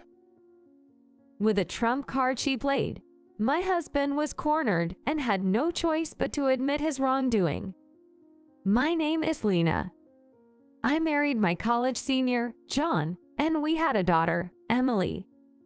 John adored our only child, Emily, more than anything and often took good care of her since she was young. Emily also grew fond of her father and would often go out to the park or other places with John, even when I wasn't around. When I was busy at work, especially during peak seasons, John would willingly take Emily out to amusement parks or other fun places. No matter how busy he was, John always made sure to attend school events like Emily's Sports Day or Parents' Day. In a world where many men prioritize work over taking care of their children, I am constantly grateful that I married a man like John, who could be called a true hands-on dad. However, as Emily reached her upper elementary years, she began avoiding John, possibly due to her sensitive age. Hey Emily, how about we go out somewhere together for a change? We could go shopping. I'll buy you something you like. On a holiday, while Emily was watching TV in the living room, John suggested this. I'm fine. There's nothing I particularly want right now. Emily, who has become somewhat mature for her age, recently started feeling embarrassed about going out with her father. Even today, when invited by John, she seemed reluctant and turned down the invitation. I'm going out of my way to ask you. And this is the attitude I get. John, perhaps upset by Emily's response, suddenly scolded her. John probably wanted to get along well with Emily, but he often missed the mark, not quite understanding how to handle a growing girl. And he would end up getting angry when things didn't go well. Hey, don't be so angry. I hurriedly intervened to calm down the heated John. The arguments between John and Emily were not just on this day. When John spoke to her, Emily often responded with a curt attitude. John was shocked by the change in Emily, who had been so affectionate before, but I didn't think much of it, seeing it as a sign of her growing up. She wasn't like this before. Well, she's getting closer to being an adult. Don't get so worked up about it, okay? I tried to calm down my husband, who was grumbling in dissatisfaction, without paying much attention to it. But I never thought that my response at the time would be something I'd regret later. If I had paid closer attention to the two of them here, maybe the later incident wouldn't have happened. With the relationship between father and daughter remaining awkward, Emily entered the 6th grade. She grew taller and completely looked like a young lady. Though she had many friends and a cheerful personality, lately she seemed a bit out of sorts. When I asked if something was bothering her, Emily just shook her head, indicating nothing was wrong. Even after contacting the school about Emily's condition, it appeared there were no significant troubles. One night, while I was sleeping in our bedroom, I suddenly noticed John stirring and then getting up. He stood up and left the bedroom. I wonder if he went to get some water. Glancing at the clock on the bedside table, it was midnight. Feeling wide awake, I tossed and turned, unable to fall back asleep. Even after a while, John had not returned to the bedroom. Puzzled but eventually overtaken by sleepiness, I fell asleep again. Were you awake last night? In the morning, while preparing breakfast, I asked John about last night. Well, I couldn't fall asleep. So I was in the living room. If you're waking up so often at night, maybe you should see a doctor. Even when I suggested this, he said there was no need because it wasn't bothering him much. Then one day, I noticed John getting out of bed and going somewhere again. At the same time, feeling thirsty myself, I got up from bed following my husband. Heading to the living room, I found it pitch dark and empty. Where's John? Thinking he might be in the bathroom, I didn't worry much and just filled a glass with tap water to drink. As I was about to head back to the bedroom, I suddenly thought I heard a noise from upstairs. Could Emily be awake? With that thought, I went up the stairs. Then I bumped into John coming out of Emily's room. John, what are you doing here? Lena, you're awake. John seemed surprised to see me. Is something wrong with Emily? I came up because I heard a noise. Oh yeah. I noticed the noise too and went into Emily's room. She was crying because she had a nightmare. So I was comforting her. You've been on bad terms with Emily for a while. Did you make up? Even if she acts distant, kids love their parents. She's calmed down and is sleeping now. So let's go back downstairs. Could Emily, who had been avoiding her father so much, really be comforted by him just because of a nightmare? It was an unsatisfying explanation, but urged by John to go back to sleep, we went down the stairs and returned to our bedroom. After that, my husband John started leaving our bedroom at night more often to visit Emily's room. When I asked what he was doing, he always said Emily couldn't sleep and wanted him to be with her. I also asked Emily if that was true, and she said she was the one who asked her dad to come. Emily is a girl and sleeping with her dad all the time. Plus, wouldn't it affect your work if you're up all night, John? No, I'm fine even if I lose some sleep if it's for my sweet daughter. Right, Emily? John answered nonchalantly and looked to Emily for agreement. Yeah. However, Emily's face, even as she agreed with John's words, looked clearly troubled. I stopped prying further, thinking if both were okay with it, but I couldn't shake off the feeling that something was wrong. Then, in the mornings thereafter, Emily started yawning incessantly, showing signs of sleep deprivation, and often seemed absent-minded. Even her grades, which used to be top-notch, began to decline, causing concern not just for me but also for her teacher. "Hey Emily, is something bothering you? You seem pretty distracted lately," I asked, worried about her health. But Emily just laughed it off, saying, "It's nothing, Mom, you're overthinking it." Then, 6 months later, I noticed something when I went to pick up Emily from her tutoring classes. Children were coming out of the entrance as classes ended. And among them, I spotted Emily. Viewing her from the car, I realized she looked fuller overall, something I hadn't noticed because we were always together. I'm exhausted. Today was test day, so it was tough. Emily said as she got into the car. "You worked hard. You must be hungry. I'll get dinner ready as soon as we get home." Yay. I love Mom's cooking. Hey, you say the nicest things. Speaking of which, Emily, have you noticed any changes in your figure recently? You seem a bit fuller. At my words, Emily's expression froze for a moment. Yeah, I've gained weight recently, and my skirts and shirts are tight. I've also not been feeling well. Really? I'm sorry, I hadn't noticed at all. It might be something serious. Should we go to the doctor tomorrow? I had noticed she looked a bit absent-minded and sleep-deprived, but it must be serious if it's affecting her body. As I spoke anxiously, Emily's face suddenly brightened, and she forced a smile. Just kidding, it's a lie. I just wanted to make you worry a bit. Maybe I'm just tired. It's really nothing. Forget about it. My daughter's attempt to dismiss her previous statements only made me more anxious. Could it be?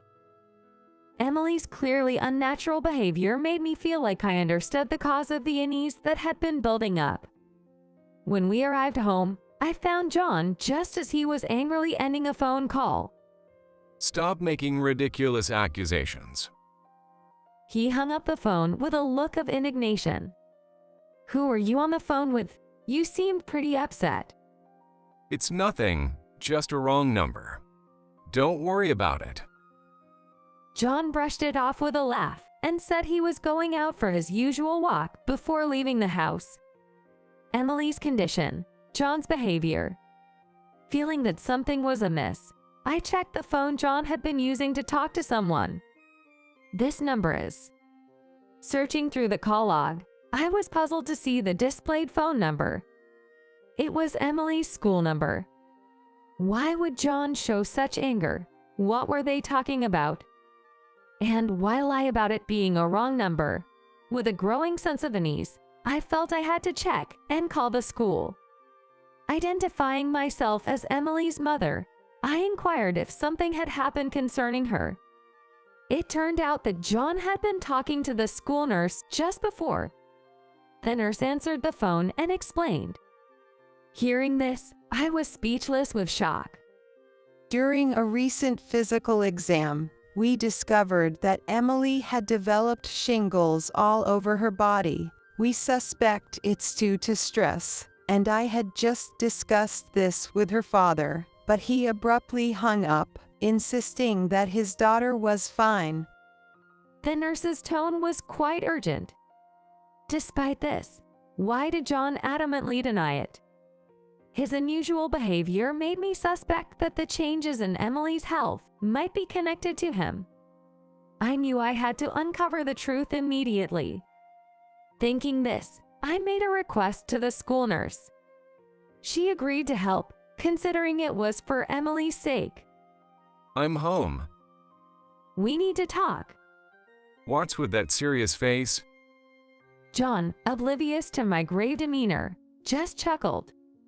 The person you were talking to earlier was the school nurse, right? Why did you lie about it being a wrong number? John looked startled, probably not expecting me to call the school back. Well, you see, you worry too much. I heard the story, and it wasn't anything serious, so I didn't bother telling you. Nothing serious? How can you be so sure? Emily is clearly healthy. Saying she's sick is just a baseless accusation. John became defensive and argued back at my words. Baseless? Emily is showing signs of stress on her body. Don't you have any idea why her health might be changing? That's a baseless accusation. I don't know anything. Emily isn't saying anything either. Not saying anything? Who's been threatening her to keep quiet? I talked to Emily about everything while you were out for a walk. Pretending not to know won't help anymore. After hearing about Emily's condition from the school nurse, I immediately talked to Emily. At first, Emily was tight-lipped, but after I gently persuaded her, she tearfully confessed. Emily had been coerced by John to sleep in the same bed with him at night. Although it might be different when she was younger, Emily is now in the 6th grade. For a girl her age, it's naturally uncomfortable to be forced to sleep with a man, even if he is her father. Initially, Emily resisted. But John shouted that it was bad parenting on my part if a daughter wouldn't listen to her father, and he threatened to divorce me and kick me out of the house if Emily didn't obey. Not wanting me to be driven out, Emily reluctantly complied with John's demands. However, just the thought of sleeping next to John made it hard for her to breathe, resulting in stress-induced shingles all over her body. The symptoms of shingles include pain throughout the body, making it difficult for her to sleep, and when she did manage to fall asleep, she'd often wake up to dreams of her father yelling at her. The reason Emily looked drowsy and distracted all the time was that she couldn't get proper sleep. Emily revealed that to alleviate her stress, she had been getting up at night and secretly eating food from the refrigerator. That's probably why her body shape changed so suddenly. Did you spill everything? I told you not to tell anyone. While yelling, John tried to grab Emily. I quickly jumped in front of Emily to protect her. I won't let you touch her. Stop hurting her anymore. Hurting? So exaggerated, huh? I didn't anything sketchy. Just sleeping together represents only a physical affection. What's the issue with a father sleeping with his daughter? Emily clearly didn't like it. She's showing physical signs of stress, and you still force her. To think that someone who ignores his daughter's feelings could be a father is laughable. I can't continue with you anymore. Overwhelmed by his selfishness, I lashed out in anger, and John began to panic. Oh no, please forgive me. He seemed to realize the gravity of the situation now, but it was too late. I could never forgive John for hurting our daughter. I won't forgive you. The only thing you can do is disappear from Emily and my life.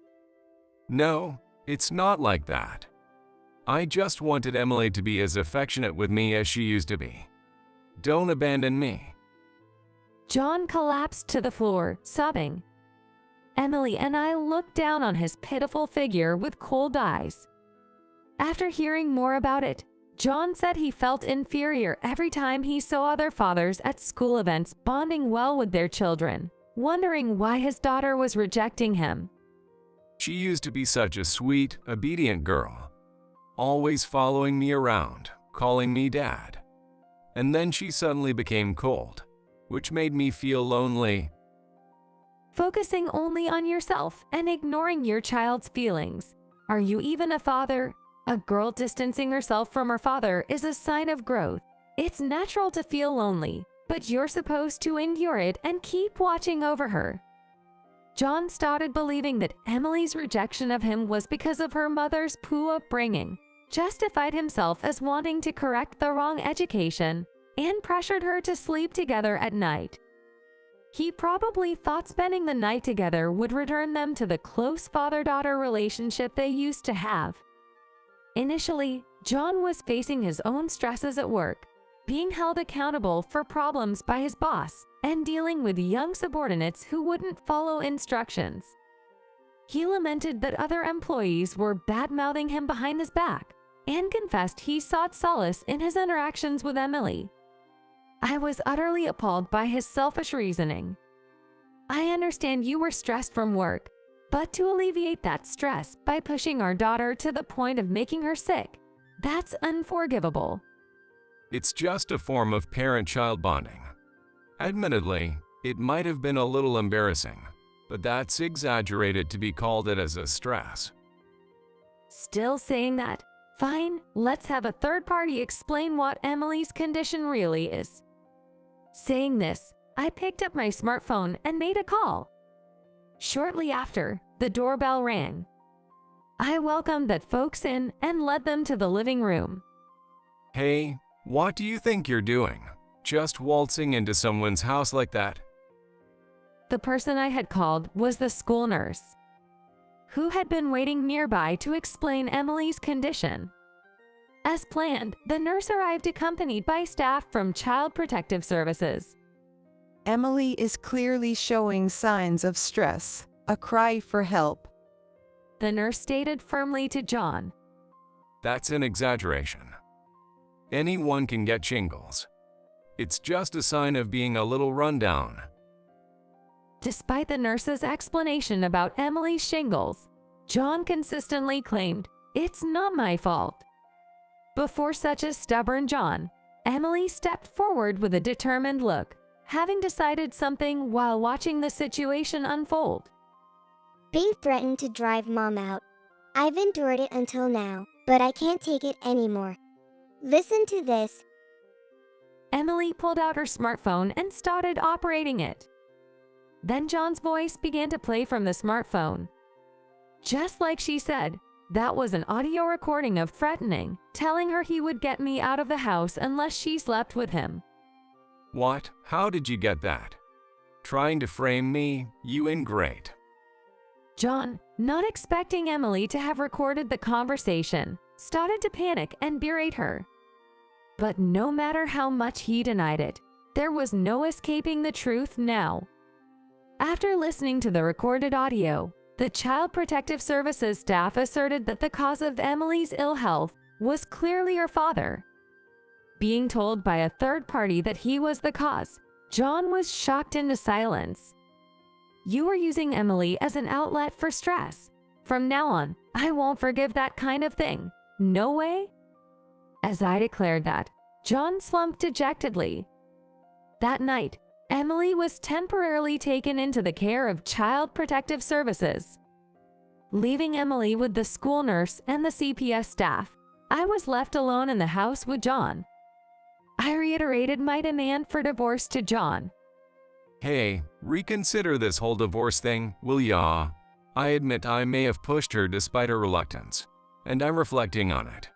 So, I'm gonna turn over a new leaf from now on. No matter how much you resist, the divorce is final. Do you think Emily wants to live with you after all this? Neither Emily nor I can continue with you. No, I refuse. I will never allow a divorce. Despite my explanations, John refused to accept the divorce until the very end. This conversation is just going to stay at an impasse if we continue like this. Realizing we were getting nowhere, I declared that we would proceed with the divorce through a lawyer. As I packed my things, John tried to stop me, but I brushed him off and left the house. I couldn't bear sharing the same air with him any longer. I decided to stay at a hotel for the night and planned to pick up Emily from the child services the next morning. John called many times after that, but I continued to ignore his calls. There was no point in talking to someone so unreasonable. I blocked John's number. Eventually, he kept resisting the divorce, and we had to hire a lawyer to proceed with the negotiations. With this school nurse's testimony and the recognition of John's repeated harassment of Emily, the divorce was finally granted. Of course, I won custody of Emily. John stubbornly insisted on visitation rights, but when I threatened to demand a substantial amount of alimony, he reluctantly gave up. I heard through the grapevine that John remained in the house we left, but the shock of the divorce seemed to drain his will to work, leading to his dismissal from the company after continued absenteeism. He reportedly lived a disordered life until he could no longer pay for utilities, resulting in a cut-off of services, and eventually, he had to sleep in public parks out of necessity. While I pity John's situation, considering what he did to Emily, I cannot forgive him even now after the divorce. I will likely never see John again. As a single mother, life with Emily began anew. Freed from John, Emily slowly regained her former cheerfulness. Now she's immersed in French pop culture with her friends, even aspiring to study in France, focusing on learning the language, and has finally returned to her bright self, which brings me great relief. Though challenges lie ahead, I'm committed to raising my precious daughter and protecting her smile. That's the vow I made to myself.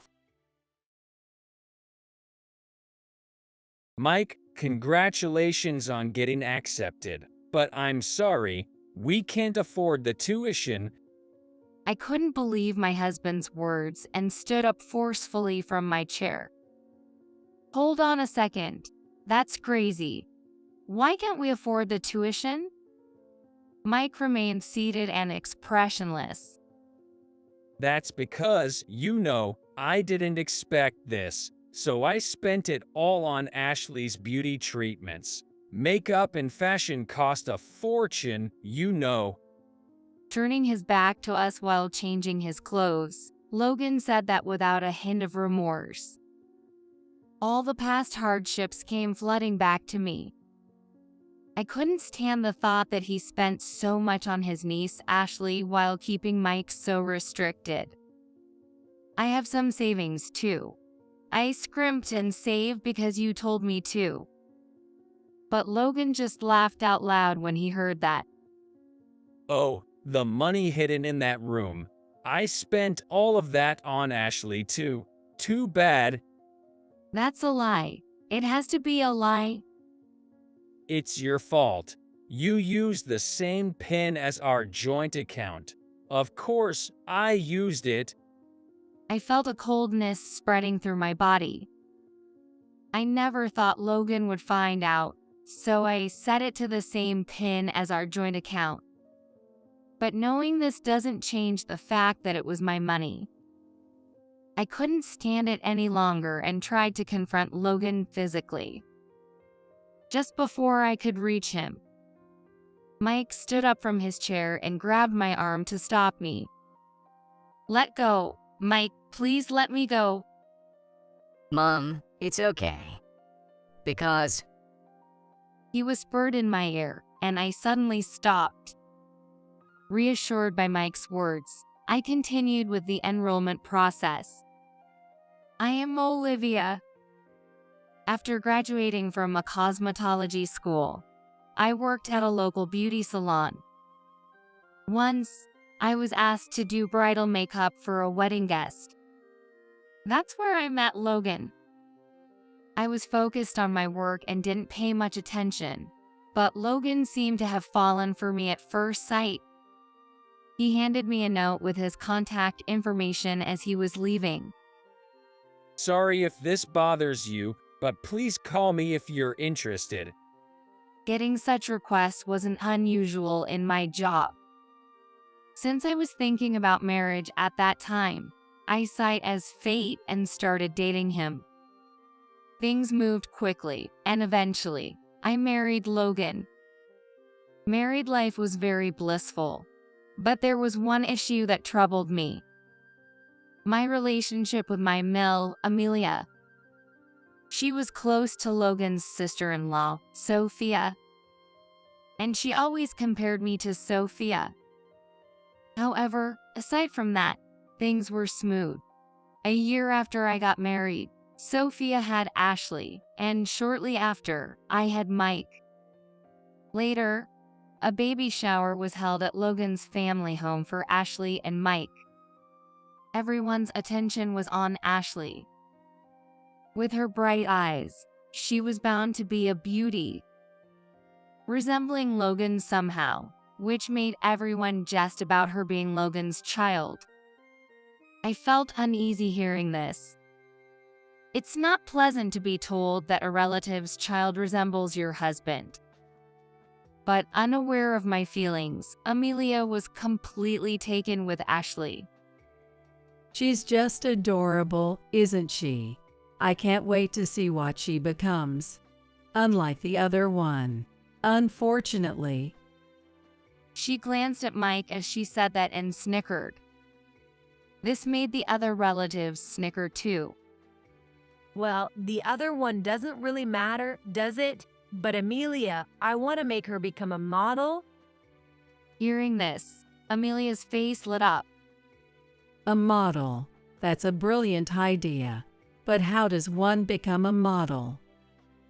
Sophia answered with a smug look. Don't worry, I may not look like it, but I have an experience as a model. I've got connections, you know? Indeed, Sophia had been a part-time model during her college days. She wasn't a top seller, but the experience was significant. Her casual actions and fashion sense used that experience. Working in a salon, I could tell Sophia wasn't just full talk. Really? That's reassuring. Modeling, right. They often appear on TV. Yes, exactly. Some of them even become actresses. If she becomes a model, we might get famous too.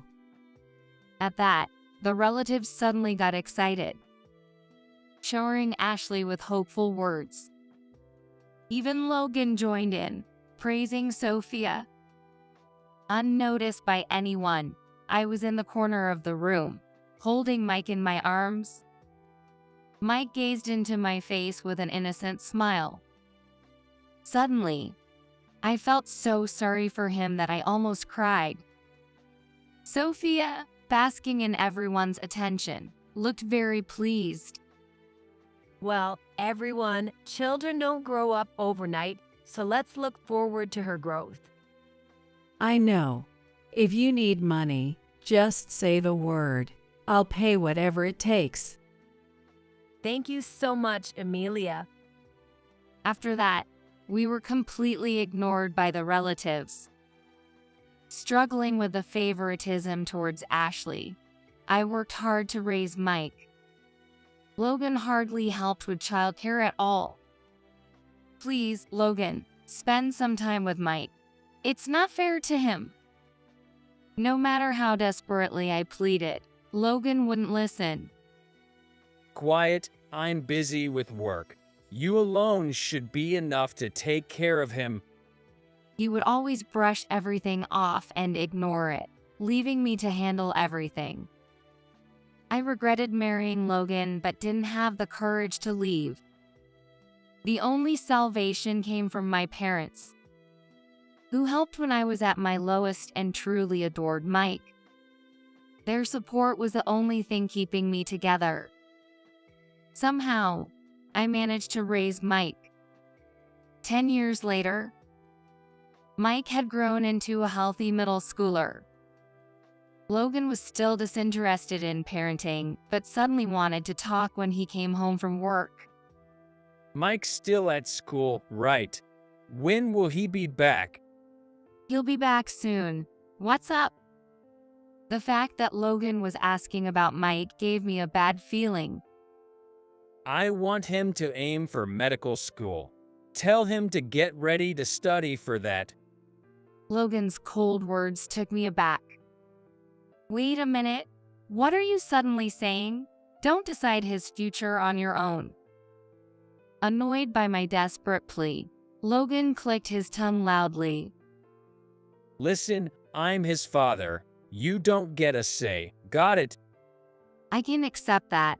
You've never been involved in raising him. Shut up. That's your role, isn't it? Are you earning enough to talk back to me? Despite what Logan said, I couldn't back down. At least tell me why medical school? It's obvious. It's for my parents' sake. It's for the looks. I was shocked by his response. What does he think of his own child? However, Logan continued without paying attention to me. You get it. We're always being compared to William's family. After all, Ashley is beautiful, but Mike has nothing going for him. He seemed to have a lot of pent-up frustration and kept spewing harsh words. It's a disgrace, a disgrace. So, he needs to at least become smart, understand. I clenched my fists and couldn't say a word, feeling as if being stabbed by a knife. Well, that's how it is. I'll tell Mike myself. He's going to study hard from now on, so don't you interfere. With that, he left the room. I was worried about my son, but couldn't defy Logan. I secretly resolved to support Mike as much as I could. Then Mike's days became filled with studying. After school, he would stay at the tutoring center until late at night, and on weekends, Logan found him a private tutor. He wasn't allowed any playtime outside of studying, and he couldn't even fully participate in school events. Whenever Mike's grades slipped even slightly, Logan would scold him mercilessly. Thanks to his efforts, Mike graduated at the top of his middle school class and entered a prestigious high school in the area. But Logan didn't ease up and ordered me to save money. Hey, you, save money. We need it for tuition, so don't you dare spend on luxuries.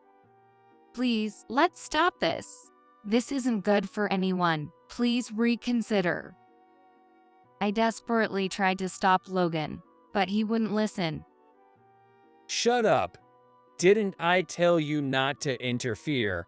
If you keep nagging, I'll kick you out of the house. I couldn't stand up to him after being threatened like that. But it was clear that Mike was overexerting himself. At this rate, his spirit might break. When Logan was out, I seized the moment to speak with Mike. Mike, are you okay?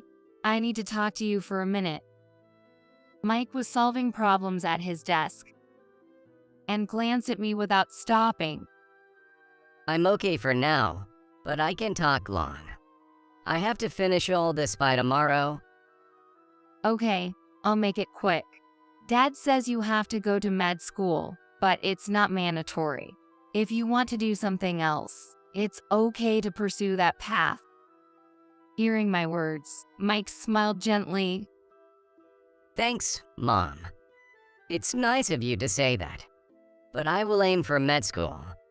It might make Dad recognize me, and he might start treating you better. Mike's kindness made me want to cry. I felt ashamed of being submissive to Logan. Okay, I understand. But please don't hesitate to tell me if it gets too hard. I'm on your side, remember that. I understand, Mom. I won't bear it all alone. Then keep up the good work.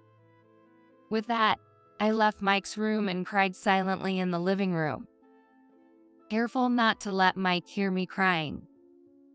In high school, Mike maintained top grades and applied to a national university's medical school. 3 years later, on the day of the results, Mike checked online.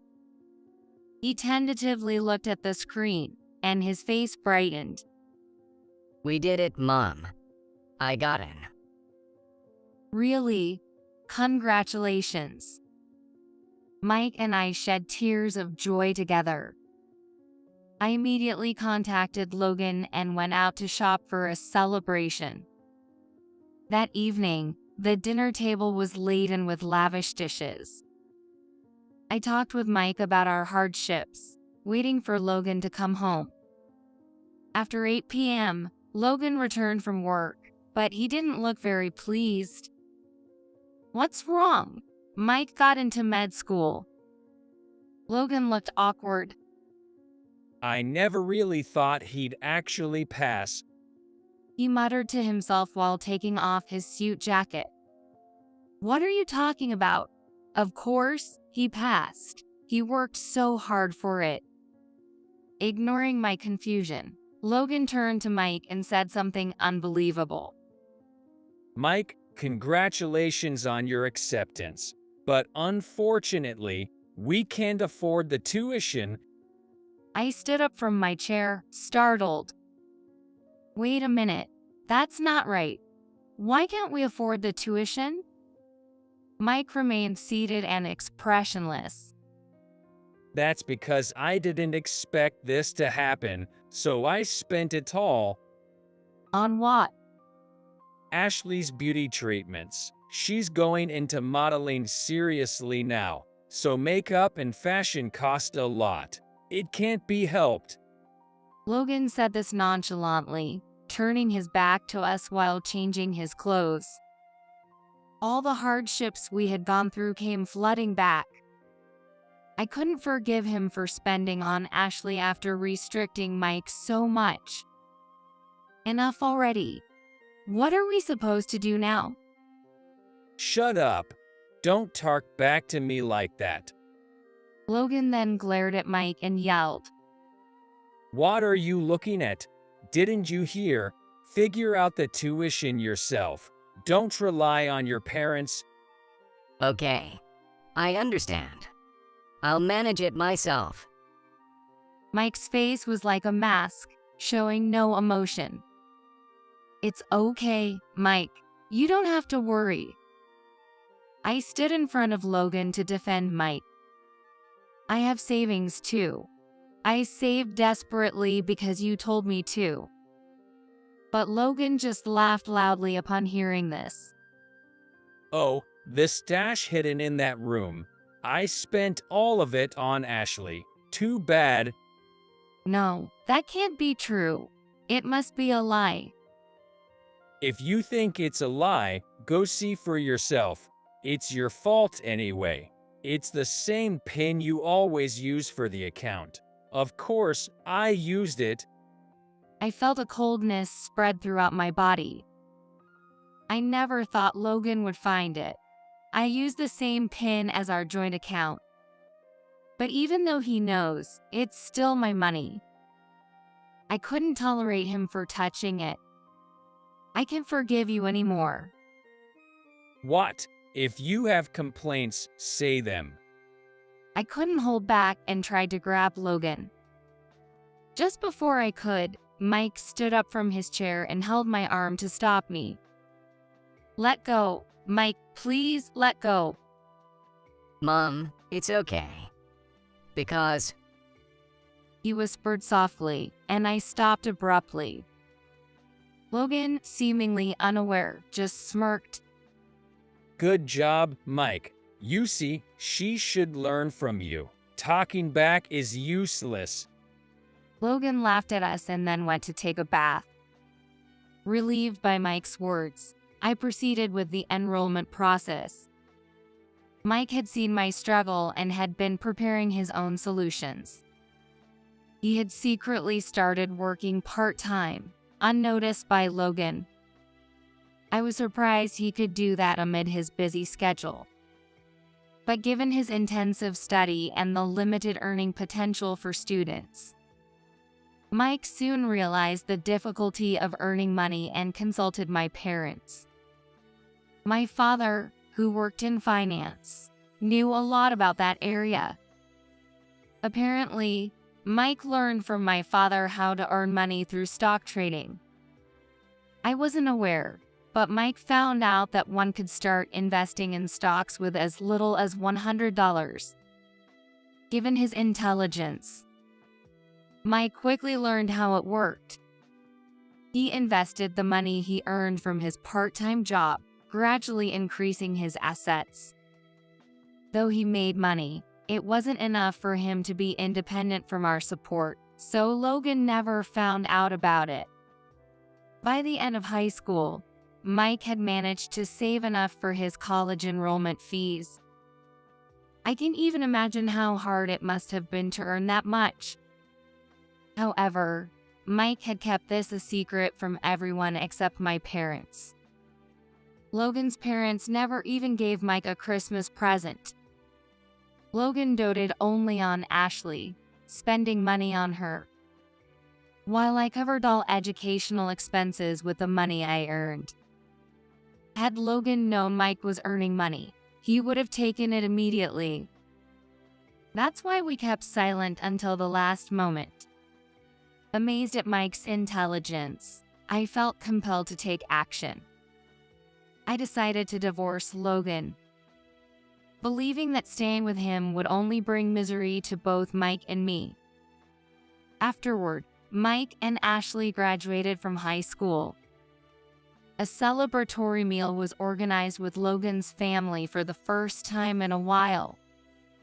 Logan's parents were probably surprised that Mike got into medical school, as everyone praised him, which made me happy. But I didn't let myself get too carried away. I was watching for an opportunity not to be missed. The graduation celebration ended successfully, and it was decided that we would gather again soon. Time flew by, and soon it was the day of the gathering. This was my chance. I brought the diaries I had been keeping and the DNA test results, knowing I couldn't show them to the two. After asking Mike and Ashley to play somewhere else, I declared in front of all the relatives that I was divorcing Logan. Please listen, everyone. I have decided to divorce Logan. The relatives fell silent, shocked by my announcement. Logan dropped his chopsticks in surprise. What? You? Divorce? What are you suddenly talking about? That's outrageous, even as a joke. I placed the pile of diaries on the table. Everything that has happened to me is written here. If you want to know why, just read these. Logan smacked the pile of diaries angrily. This is nonsense. Just complaints? What's the point? The diaries scattered across the table. The relatives picked them up, whispering among themselves, while Logan's brother, William, read with interest. Oh man, you're terrible. Haven't changed a bit since you were a kid. Logan, angered by William's comment, slammed the table. Even you're mocking me? The stuff written there is all lies, Olivia. Don't think this will end easily. But for Mike's future, I couldn't back down. I placed the DNA test results on the table for everyone to see. Logan turned pale and tried to hide them, but William snatched them first. Come on, don't hide it now. Better to lay it all out and feel relieved. William smirked while reading the results, but his smile faded as he continued. The hand holding the DNA results was trembling, and the eyes were darting around. What does this mean, Olivia? William asked, his voice trembling. When Mike enrolled, we all gathered, right? That's when I secretly took Logan and Ashley's utensils and had their DNA tested. The results show they are parent and child. Sophia gasped and covered her mouth, visibly shaken. The revelation caused an uproar among the relatives, plunging the room into chaos. Olivia, isn't this going too far? On what basis did you do such a thing? I explained the reasoning behind my suspicions to everyone. I always thought it was strange. Logan doted on Ashley more than Mike, and Ashley closely resembles Logan. That's why I thought they were having an affair. Sophia glared at me and threw a diary at me. Don't make baseless accusations. Isn't this just a vendetta? That's why I provided evidence. I'm fed up with this favoritism. I'm taking this chance to sever ties with all of you. My declaration of disownment incensed the relatives. The anger of Logan's parents was particularly intense. It's unacceptable. Mike's medical school acceptance is our pride. Yes, and now you talk of severance. What will the neighbors think? It looks bad for us. I listened to Logan's parents' words with disdain. They had always favored Ashley and did nothing for Mike. Yet now they claimed pride in his achievement. It was too convenient. I don't care about your circumstances. What about Logan and Sophia's situation? All eyes turned to Logan and Sophia. This is fake. She's framing us because we didn't pay attention to her. Sophia desperately blurted out her words, and Logan joined in. She's right, brother. Trust me, I wouldn't do such a thing. And the DNA was taken without consent. This proves nothing. The relatives sided with Logan, and they started blaming us. Olivia, you've done something outrageous. This isn't a laughing matter. If you admit it now, apologize right here with him. We can let it go then. I maintained a firm demeanor. Unfortunately, that DNA test is genuine. I have no reason to apologize. William glared at Logan, irritated by my stance. You keep making a fool of us. Logan, say something. It's your responsibility too. I'll listen to your complaints at home. So apologize now. Otherwise, you're troubling me and everyone. Trying to save his own skin, Logan attempted to talk me down. If you keep saying it's fake, let's do another test with William, Logan, and Ashley. Then even William can be sure. Enough already, Sophia exclaimed. William gestured for her to calm down. Indeed. We need to settle this once and for all. Let's test again. But Logan and Sophia looked awkwardly at each other. Without noticing, Logan's father, Ethan, slammed the table. Enough. Olivia, I will sue you for defamation. Prepare to pay a hefty compensation. Now get out. So, I left the scene. Later, Ethan had Ashley and Logan retested. To prove my claims false, hiring a lawyer at great expense, he was desperate to make me apologize. A week later, we were summoned to Logan's family home again, where Ethan held the envelope with the DNA results. Now that everyone is here, let's open this. He then opened the envelope and began reading the DNA results.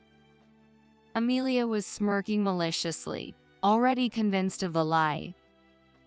Olivia, are you ready to apologize on your knees? William crossed his arms, glaring at me, while Ethan remained silent. His face turning red as he continued to read the DNA results. Due to the prolonged silence, Amelia looked at him with suspicion. What's taking so long? Hurry up and tell us the results. William also looked anxiously towards Ethan, who sighed deeply and placed the DNA results on the table. It's confirmed that Ashley and Logan are parent and child. Amelia screamed in shock. What? So, Sophia and Logan were really having an affair? William was so angry he couldn't speak, just clenched his fists tightly. Logan, explain yourself. Make us understand. A vein throbbed on Ethan's forehead. Next to a sweating Logan who looked down, Sophia covered her face and collapsed on the table. An awkward silence lingered on. And it was Sophia who broke the silence. It's not my fault. It's Logan's fault. She tearfully explained how the affair started. Feeling lonely because Logan's brother, William, was always busy with work, she became closer to Logan as she complained, and eventually she got pregnant with Ashley. She confessed they concocted a plan to keep it secret from their partners. William, upon hearing this, lunged at Logan. How could you act so normal all this time? You must have been mocking me inside. Logan, shaken by William, desperately tried to justify himself. I wasn't mocking. I got carried away. I respect you, brother. I thought Ashley was cute, and I felt responsible, so I wanted to raise her properly. Hearing this, I sighed deeply, feeling more pity than anger. Logan's parents seemed utterly disgusted by their son's disgrace. What a shameful display. Sophia, we're getting a divorce. Pack your things and leave once we get home. Sophia looked up and clung to William. Wait, it was just a moment of confusion. I love you. But William looked at her with contempt. You might say that, but I can no longer love you. Sophia wailed and curled up on the floor. Ethan coldly observed. This is unprecedented. Logan, Sophia, you both are a disgrace to our family. Don't ever appear before me again. Thus, Logan, Sophia, and Ashley were ostracized. I proceeded with the divorce from Logan, who was stalling. So I consulted my father for a competent lawyer. The lawyer's efforts finally settled the divorce. Logan's resistance increased the settlement, and he ended up paying more alimony and child support than average. I plan to claim the child support for Mike's college expenses. Sophia's divorce with William was finalized, and she and Ashley began living with Logan. Their life seemed much harder than before. Ashley and I started talking more, and she became closer to Mike. I was also pressured by my parents and relatives to become a model, which was tough. This situation was shocking, but I feel relieved now. Ashley also kept in contact with William, through whom we learned about the aftermath at Logan's family home. Amelia, unable to contain her shock, portrayed herself as a tragic heroine to the neighbors, exposing the family's shame. This led to them being ridiculed. As it turned out, the neighbors disliked Logan's family, seizing the opportunity to mock them. Consequently, Logan's parents, their pride wounded, became recluses in their own home. And just like that, they abandoned their house overnight and moved somewhere else. But since we were estranged, it no longer concerned me. Mike and I moved back to my parents' house. Mike is thoroughly enjoying his university life, focusing on his studies while also engaging in part-time work and club activities. It seems he even has a girlfriend now, and he's having the time of his life. I also rented a property from my parents and opened a cooking school there. Having my own school has been a long-held dream, so I'm truly happy. Ashley seemed interested in this kind of work and asked to be hired as a part-time employee. I hired her at Mike's request, and she's been a great help, working very hard. After a long period of struggle, everything has turned out well. Now, earning a living doing what I love, I am very content.